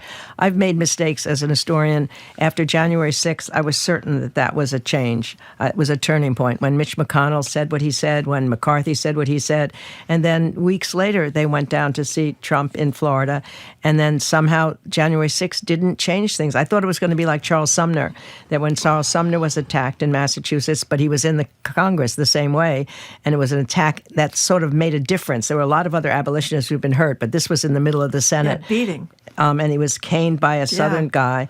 And what we saw then, too, was unfortunately what we've seen now is that he was a hero in the North, Sumner. It helped to produce the Republican Party and make it a more moderate party because moderates got into it as well as radicals. But in the South, the guy who did it, Brooks, was considered a hero, and people were running around with canes, and they gave him a silver cane. So it showed that the country had split. They didn't even see the same event in the same way, and that's what we're seeing now. That's what's scary about social media. That's what's scary about where we are now. It's one thing if you have different opinions and you're fighting about them, but if you're different facts, as we were talking about earlier, then you're really in trouble. And also, we had a caller earlier in the show. We were talking about Comey and Trump, and there was a whole whataboutism going on. And on the ride, in our rush ride over here, our Amazing Race ride over here from the library, I was thinking about how when you surround yourself with people who may not have the same moral character as you start to take it on a little bit. Like Richard Nixon and Spiro Agnew. Was there anybody more criminal than Spiro Agnew that has inhabited the White House, right? And the erosion of values just keeps on going and going in the Nixon White House. And, to argue that, everybody does a little fraud if you're a business person. Everybody does a little bit of this. Everybody does a little mortgage fraud. Everyone does that. And it really does erode what we value to be true and facts and ways to behave. But it shows that we do eventually get through these things. I mean, in the middle of the Nixon time, it seemed really hard to imagine what was going to happen. And yet he's gone, and he's not regarded well by history because of that. He was a smart man. He did a lot of good things, actually, but that character flaw undid him. And, we've been in other times of history that have been troubling. I mean, in the 1850s, we had one of the worst presidents, Buchanan, before Lincoln. when leaders come, and sometimes they don't come right away. We had Hoover in the Depression, and the Depression was at rock bottom before FDR came. But when FDR came, then we were able to mobilize again. So we just got to keep remembering that somehow we come through the combination of leaders and citizens acting at the right time, even if there's somebody in the foreground that isn't doing right. We're speaking with a Chat GPT version of Doris Kearns Goodwin. No, we're not. A live version of Doris Kearns Goodwin. Before we get to that, I'd love to wrap up with that. I just want to ask you about public versus private morality, because you think of people like Bill Clinton, who obviously was a flawed man, Jennifer Flowers, and Juanita Broaddrick. Juanita Broaddrick, the woman I believe he did rape, and the women he was groping, etc. But publicly, he seemed to have the country he was concerned about doing the right thing, I thought, in many cases anyway, for the country. That to me is one of the differences between Trump. He had affairs, attacked a bunch of women sexually and all that, and that's not really private morality, but you know what I mean? There's no public-private version. The bad stuff is right out there in front. Well, no, I'm asking if it matters in terms of you can be privately a scoundrel, cheating on your wife all over the place, and yet you're a public, doing it right publicly. Is there a difference? Well, you know what's really interesting? In the old days, they didn't really look into the private character of people. Look at FDR, presumably had a relationship with Lucy Mercer. They knew that maybe he was flirting with Princess Martha, but all they would say is she had a well-turned ankle. Or they didn't even talk about alcoholism. They say somebody was pretty gregarious at the time. But the question was... Or flamboyant, as Buchanan was. Exactly. Buchanan was the flamboyant president. And the question is, do their private lives affect their public duties? I think that was an interesting and maybe it does. Some of the times it does, and some of the times it doesn't. And I think that may be the way to look at this. I mean, I think like when Cleveland was running, I keep going back to these old-fashioned guys, but when Cleveland was running against Blaine was a corrupt politician. They saw that he was making deals with business guys. In one case, he said, burn this letter, burn, because he had made a deal. And then the letter came out. And Cleveland, however, had fathered a child out of wedlock. So the question was, where's my pa gone to the White House, wah, wah, wah, or burn, baby, burn. And Cleveland won. They decided that somehow the publicly character person was more important than what seemed like a private problem. Yeah. Now we seem to have a problem in both ends, private and public. But we're going to get through this. We have to keep saying that. Like that. I feel this week, as I said, I think it's important that people knew that, look at the bus boycott worked in Montgomery, in Alabama, and that buses were integrated, and there was a great sense that led to the civil rights movement in many ways. So maybe now this fact that so many people spoke out, they say we're going to take their Disney stuff away, and it's gotten changed, and we'll see what happens now. I guess we had that saying wrong. I guess it's when you start with the rich white men. When they've come for the rich white men, I didn't say anything, right? And people are like, you know what, let's just start there. Let's get worried about that first. All right, I want to chat with you quickly about AI, because I use AI a lot to fact check. I get in fights with my AI program. You wrote a great piece, I think, for the Wall Street Journal about, my dear chat, will you really replace me? People keep saying, translators, historians, there's a whole epidemiologists, there's a whole bunch of categories of jobs that are going to get replaced by chat and AI. What do you think? Well, what Chat said back to me, because yes, historians were number 2 on the list. And after I'd had this relationship with Chat for some months, where, as you know, you get mad at them when the hallucinations comes the facts, but then sometimes it's just really interesting. One time I asked it, I was writing about James Hill, a railroad industrialist in the 19th century, because I'm writing about Teddy Roosevelt and the Gilded Age right now, a new story. And this guy had 10 children. So I wanted to know what was the average age between each child being born. And it tells me that. And then he says, I'm just tired thinking of her. Then I think, he's a person here. I asked it to do something mathematical for me the other day, and it was not correct. And I said, how did you get this wrong? And it said, well, I just did it in my head. I said, you don't have a head.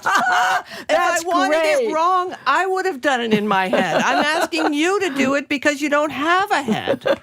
But meanwhile, it said said to me this long story. He said, I know you're disheartened. I said, I'm 82 years old and I've been studying history my whole life, and now you're telling me that I'm going to be displaced. And he said, don't be disheartened. This study was wrong. It doesn't understand that historians have moral reasoning. They have life experience. They know how to put things in perspective.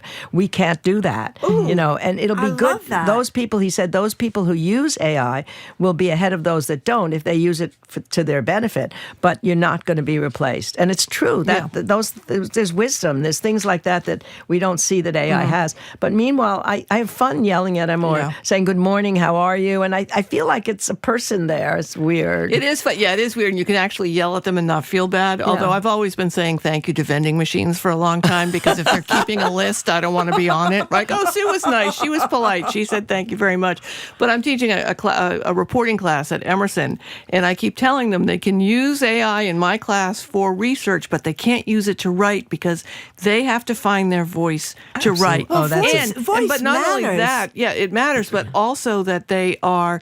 I can get it like 10 lousy ideas, or not, 10 good ideas from AI, right? I may get 9 lousy ideas from a student, but 1 brilliant one from them. So they have to go through that process. Oh, that's a wonderful thing to say. You really do need a voice when you're writing, because writers were number 5 on that list to be undone as well. That's right. But I do wonder about that, though. That's what scares me, is that if they read enough of what Doris Kearns Goodwin has written, they can learn your voice. Do you ask it to write? Have you asked it to write something in your voice? Not yet. Yeah. I mean, but my son asked it one time, how would you describe the difference between Doris Kearns Goodwin and John Meacham, who was a friend of mine on television? And it was really pretty interesting. It said that I tell stories and I'm interested in the private relationships of their families, et cetera. And John is more interested in the Constitution and academically. That's true. And it is true. Yeah. I mean, and he's the my buddy. follow-up question to that is, how do you know if you can't watch it? And then see what AI says to you. It's very fascinating. You're because right. it can't see. You're right. So it's Not really yet. amazing. Yeah. Not yet. Just the other day, I was asking it to find a quote from Lincoln where he says, you have to wait till public sentiment works before you do something. So it's like a pear tree. You wait until it's ripened before you take it off. So it found me presumably a paraphrase of the quote from a letter. I look at the letter. It's not there at all. Not even the paraphrase is there. So I said to him, chat, what have you done? But meanwhile, then I realized that maybe that quote was in the letters. It was in my book, too, but I was too lazy to look at the book. But I couldn't find it. It wasn't going to be in the index. So then once I said it's in his letters, edited by Morrison somewhere, he found it immediately. And I said to him, why did you do this? He said, well, I just thought paraphrasing would be good. I didn't mean to do that, but, somehow we do that. So the chat apologized. Oh, yeah. Chat definitely apologized. It's really the nicest person you'll ever talk. Like, you can yell at it, and because I'm so sorry you're disappointed in me. I'll try harder next time, and I'll say something like, "How can I get get better information from you?" Well, that's a very good question, Sue. Here's some things that you can do. It's the best relationship I have. I mean, I was so backward that I'm so happy that I'm doing this. I mean, it took me forever to even go to a typewriter. I was in handwriting for so long, so I thought this was going to be a whole black hole, and I just decided I'm going to play with it, and I do, and I think it's fun. It's great. See, all right, you should catch up with us, Marjorie. Get with the program. I'm behind. Doris Kearns Goodwin, love talking to you. Oh, Thank me too. So this program's so much fun to do. You cheer me up. Yes, you cheer me absolutely. up. We need some cheering up these days. Thank you so much. Thank you. Very, Good very to talk welcome. with you. Of course, this is the real live version of Doris Kearns Goodwin, presidential historian, author of so many best-selling books, including An Unfinished Love Story, A Personal History of the 1960s, and Team of Rivals, my favorite, The Political Genius of Abraham Lincoln. Coming up after this quick break, these are very serious times. We're going to end the week opening the phone and text lines, celebrating the soccer moms and minivan dads of America, the cliches of parenting you thought you could avoid, but you have learned to love with time. I'm Sue O'Connell, in for Jim Browdy. She's Marjorie Egan, and you are listening to BPR on 89.7 GBH and streaming at youtube.com/GBH News.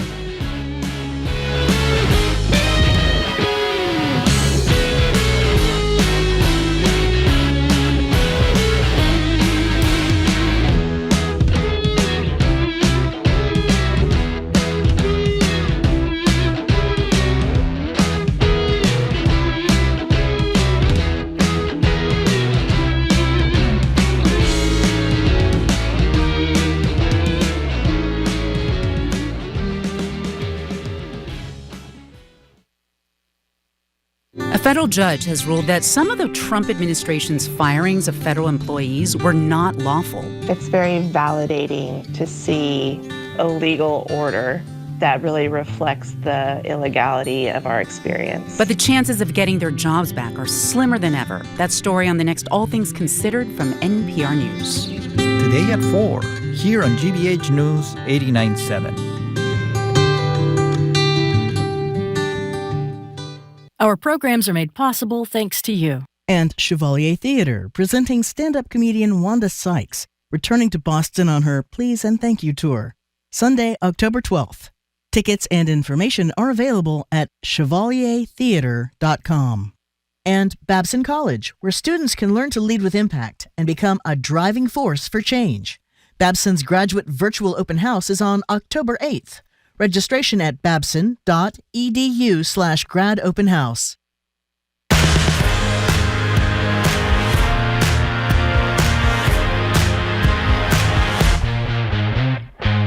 Welcome back to Boston Public Radio. NBC 10's Sue O'Connell is in for Jim Browdy. He'll be back on Tuesday. We are not at the Boston Public Library, and we apologize again, but we are streaming at youtube.com/GBH if we had a technical problem. So, when you picture your dream car, you might think Ferrari or Porsche, Sue, or Tesla, if you're Jim. But nobody really dreams of one day driving a Toyota Sienna, although I drove one for 12 years. But when parenthood arrives and you need the extra space, isn't it kind of nice to have that minivan?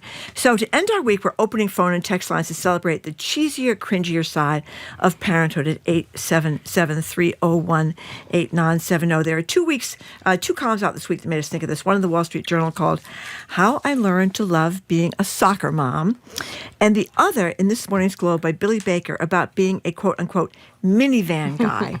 That's got Sue and I thinking about what we've become as parents. Maybe you can relate to actually enjoying the Saturday mornings on the soccer field or the afternoons on the baseball diamond, watching your kid get nerve cringing when your kid gets up at bat, the baseball, which is always very painful. You don't want them to strike out, or watching your kid try to kick the ball into the wrong goal. I've seen that happen in a soccer match. Very embarrassing.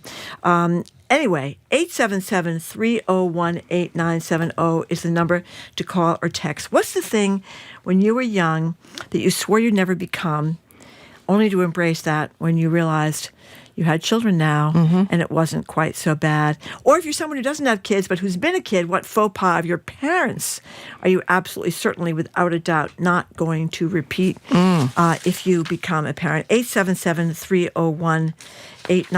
So apparently you were a soccer mom as well. Yeah, I was a soccer mom. Minivan mom, too? I was a minivan mom, soccer mom. What I love about parenting is no matter what type of person you are, like, you can be a goth person. There's nothing I love more than seeing a goth parent or a parent that has a sleeve of tattoos, right? I was at an Ariana Grande concert at Boston Garden maybe 5 years ago, and, all the girls were there wearing Ariana Grande pink, and there was a goth dad and mom in front of me, right? Black clothing, long black hair, and there's their little pink daughter just rocking out to Ariana Grande. And I know that when they probably started their family, they thought we're going to raise a bunch of little goth kids. But your kids have, they make you do things, so you have to adapt. I was a soccer mom. Yep, I did indeed coach both basketball and soccer.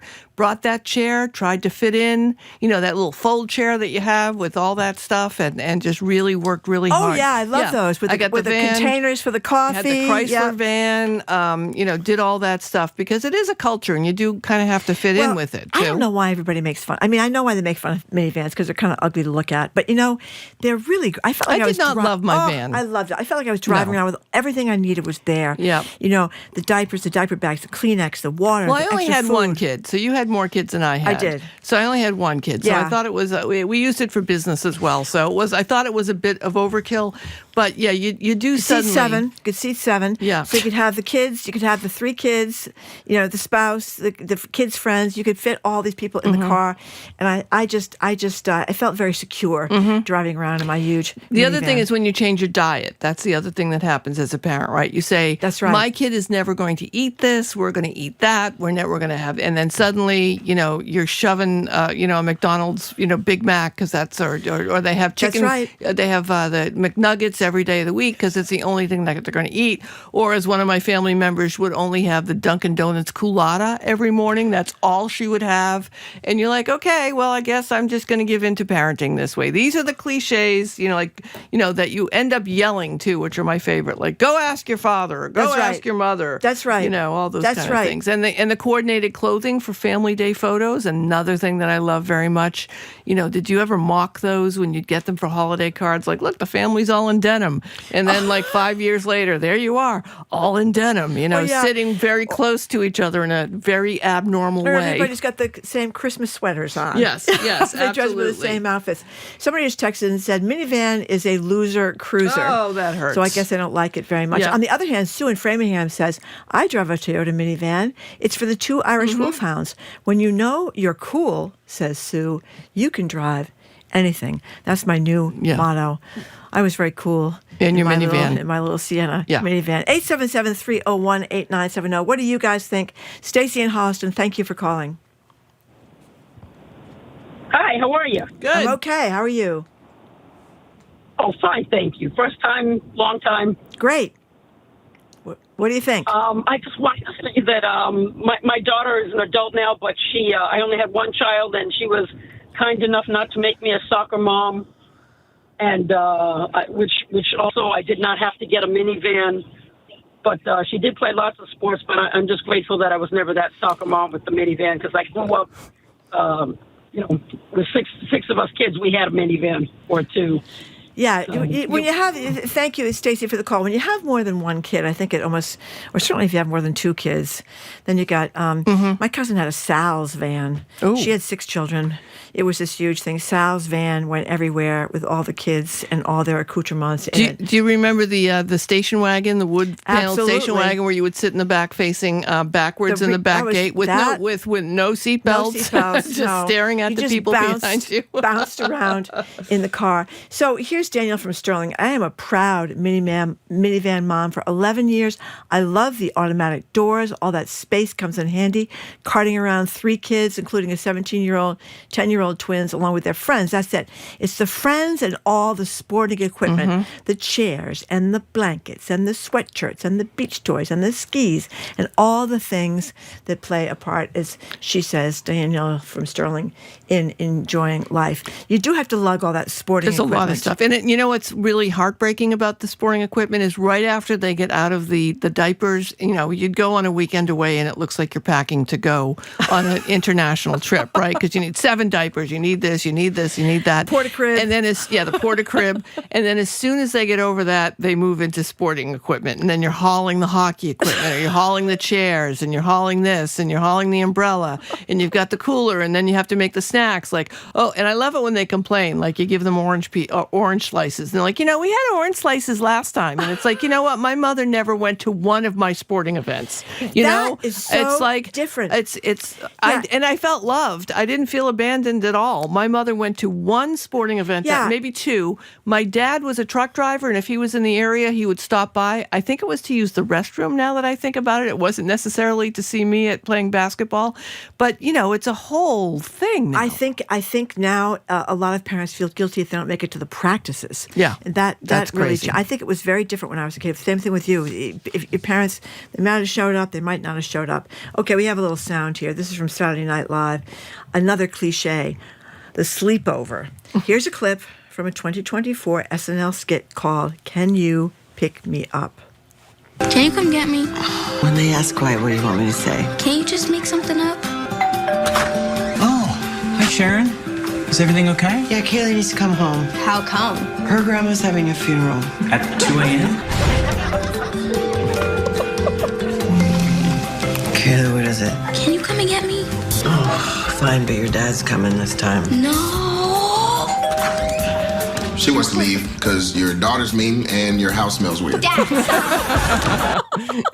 the sleepover do you pickup. ever have to do that? No, my kid hated sleepovers, so I didn't have to really worry so much about that. I mean, with her cousins, she would, but for friends and family, or if someone had to watch her for a weekend, she would. But yeah, so I never had to go make up the lie. What I loved that. was, the sleepover, because you never get to sleep at the sleepover because one of the kids is always up. Somebody's crying. Somebody needs to go home. Yeah. And someone's mean. Yeah, someone's mean. Somebody wet the bed. Yep. Somebody's sick from too much pizza or whatever Someone it is. unplugged the TV. All right, let's go to Roy in Belmont. Hi, Roy. You're on GBH, Boston Public Radio. What's your parenting cliche?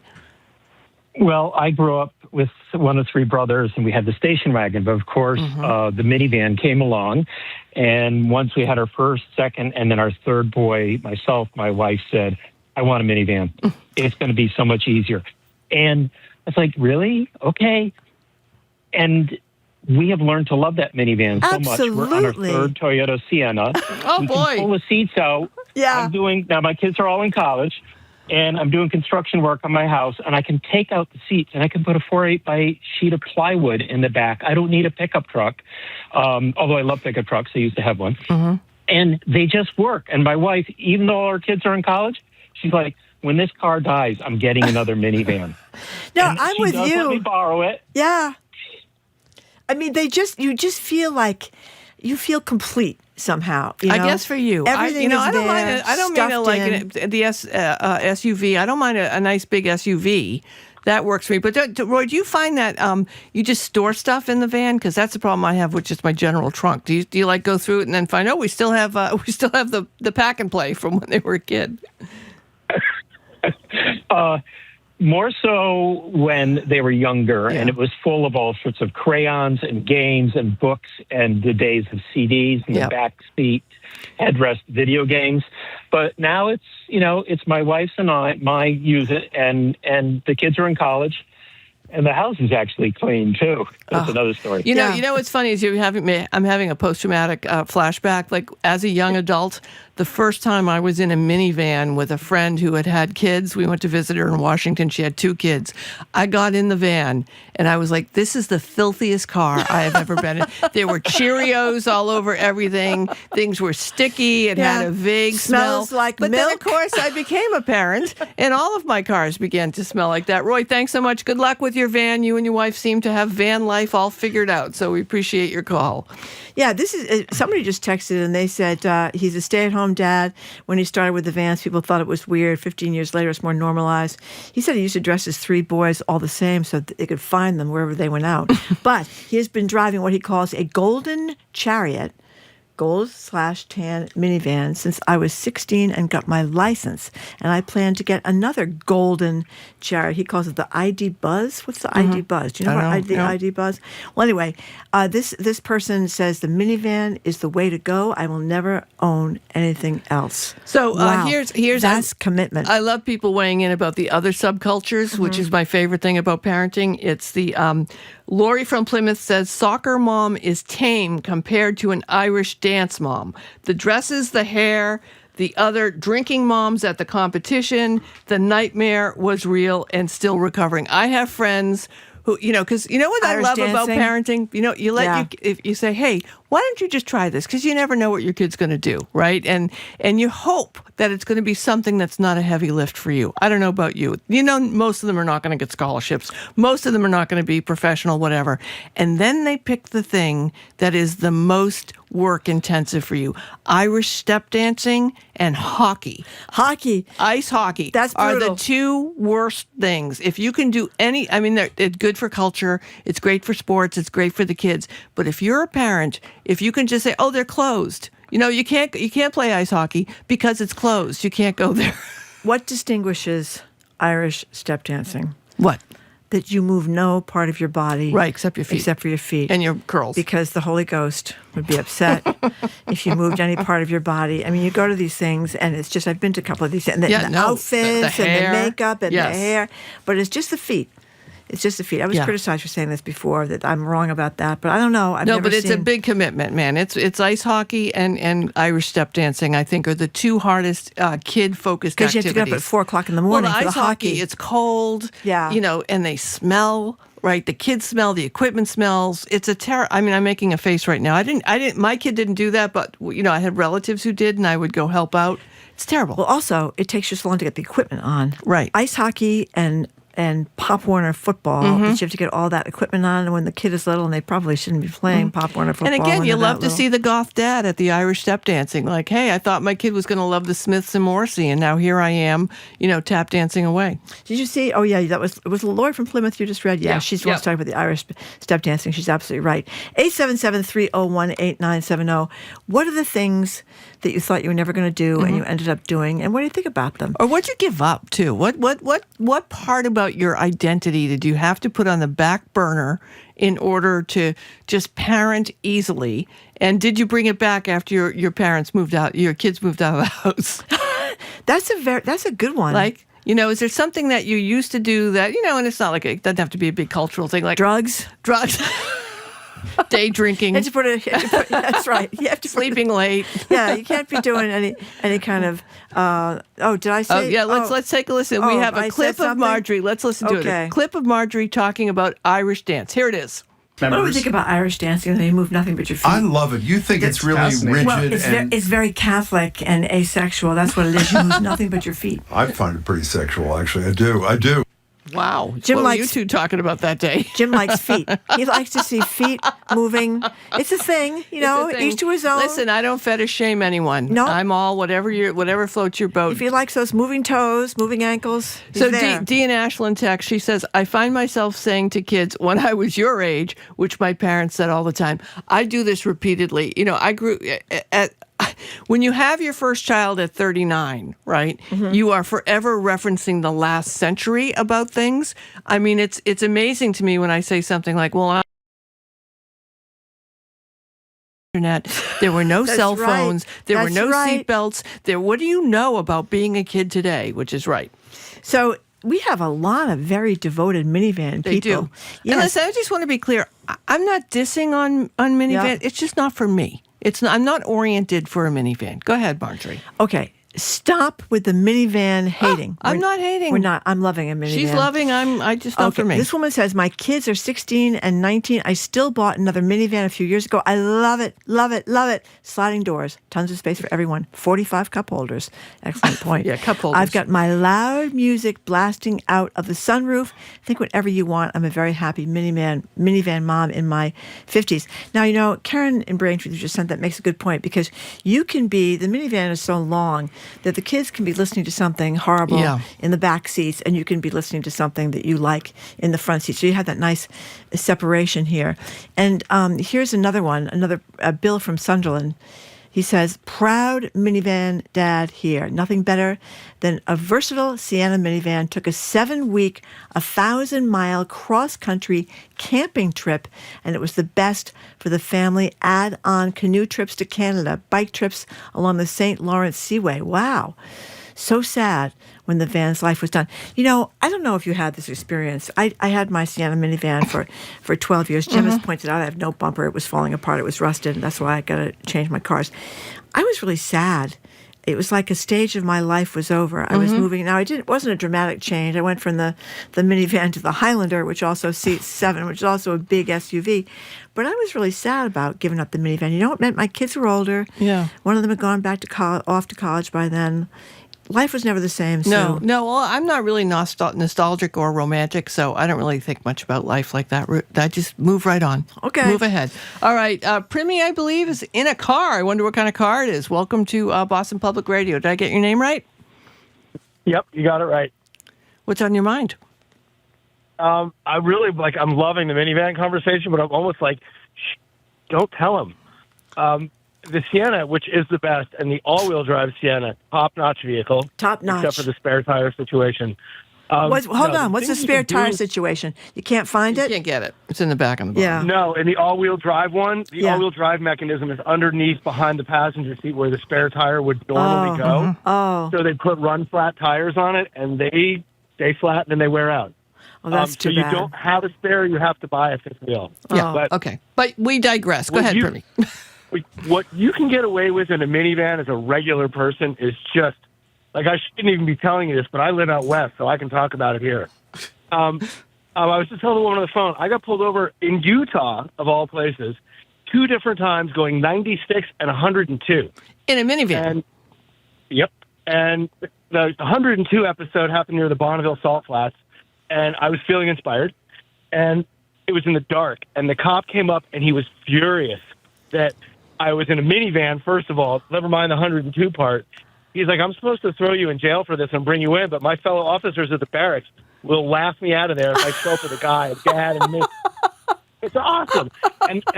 Or they're tapping their little flashlight or baton on the side view mirror, and they're like, Dad, did you just slow it down a little?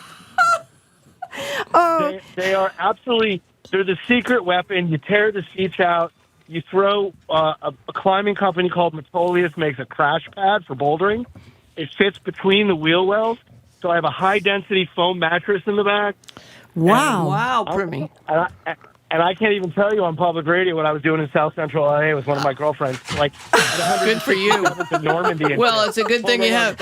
It's a good thing you have the van because you're probably going to need it if you keep that behavior up. That was a great call for me. Thank you for the call. We got to go. I want to point out the IG bus is apparently the old Volkswagen bus. Oh, there you go. And Sheila from Thompson on the Irish step dancing. She says, Marjorie, my love, it's the legs. Not the feet. It's very. I would like to point out it is the lower legs. You're not seeing much thigh in the whole operation. Well, we're talking about culture, so it makes sense that Jared Bowen of the Culture Show is here to tell us what's coming up on the Culture Show. Jared, how do you? What did your parents give up for you? What cultural thing or characteristic did they set aside to focus on what you cared about? I think they're still trying to decide what they're going to give up. Good answer, Jared. My parents were just get out there and do it and call us later. That was their. I like it. This is the whole Gen X thing, right? Yeah, I would. Yeah. Okay. Good luck. All right, what's coming up on the show today? We had to get up and do our. Now I'm going to launch into the whole Gen X diatribe. We're the fabulous generation. We're the ones that got up on our feet and did things by ourselves. Yes. And yeah, I hear you. That's right. All right. Anyway, not like those coddled little brats running around today, right? Right. Or those boomers who messed everything up. I know. Boomers. Yeah, that's us. We messed everything up. Okay. So we're going to be talking about Jimmy Kimmel, of course, coming back on the air, and then how he's just kept moving forward this week with everything he's had to say. We'll talk about Apple TV not falling far from the ABC tree because they have put The Savant, Jessica Chastain's series. What was that about? Well, it's about a woman who is investigating hate groups. Okay. And so Apple TV, without really giving oh, you tricked me. I never do this. I never tell you what we're supposed to be talking about. Sorry. I just thought we were talking around the office. So it's just I've been meaning to ask what it was about and Google it, and I haven't. So, okay. So you'll hear much more in a couple minutes. Okay. And we're talking about Cardi B, who has her new album, and she's escalating a feud with a Boston artist, her Boston beef. And then we'll talk about Marilyn Haggerty. So sad. She was the woman who wrote about Olive Garden. She had that rave review of the Olive Garden in North Dakota. She died this week at age 99. See, eat at the Olive Garden and drive a Toyota Sienna. You'll live forever, apparently. Forever. Yeah. Did Apple, I will listen to your show, of course, as I always do, but did Apple bend even further than they've already bent? Is that what you're saying? Not really. Oh, not really. But they've bent pretty far. They've bent pretty far. We have a question. We don't know when they're going to unbend. Lynn from YouTube wants to know if the Culture Show will be on YouTube, even though you're not at the BPL. I do not think so. These technical problems took us aside, and I was trying to get that answer myself. No, we got the answer now. Okay. All right. I'm so sorry. Sorry, Lynn. Terrible. Sorry, Lynn. All right. Thank you, Jared. Hey, Sue, thank you so much for coming in for Jim. My pleasure. It's very been much great. Appreciate it. So you can keep up with us 24/7 by way of our podcasts. Our TikTok page is at Boston Public Radio. Monday, academic Khalil Gibran Muhammad with his latest dispatch from higher ed. NAACP's Michael Curry, Dr. Catherine Gergen Barnett, and Boston Globe film critic Odie Henderson on his favorite horror hits of the season. Our crew is Zoe Matthews, Aidan Conley, Nicole Garcia, Hannah Loss, engineer John LaClaw Parker, executive producer is Jamie Bologna. Thanks to the BPL staff, Maddie Gear, Patrick Lally, Juan Jose Cadena, and the hosts at the Newsfeed Cafe, and our friends at the Lenox Hotel. Stay tuned for the Culture Show. It won't be on YouTube, but you can still hear it here at 89.7. Sue, thank you very much for coming in. My pleasure. Thank you. Jim Browder's got a couple of days off. He'll be back on Tuesday. We may or may not be back at the Boston Public Library. I don't know, but the governor's going to join us one way or the other. I'm Marjorie Egan. I'm Sue O'Connell. Have a great weekend. You too. See you later.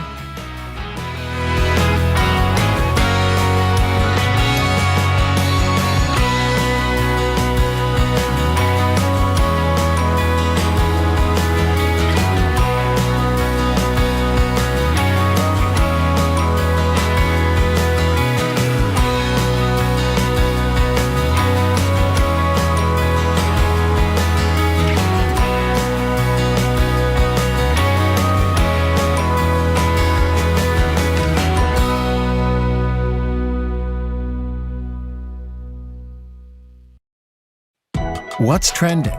What's interesting? What's going on around town? We're talking all things arts,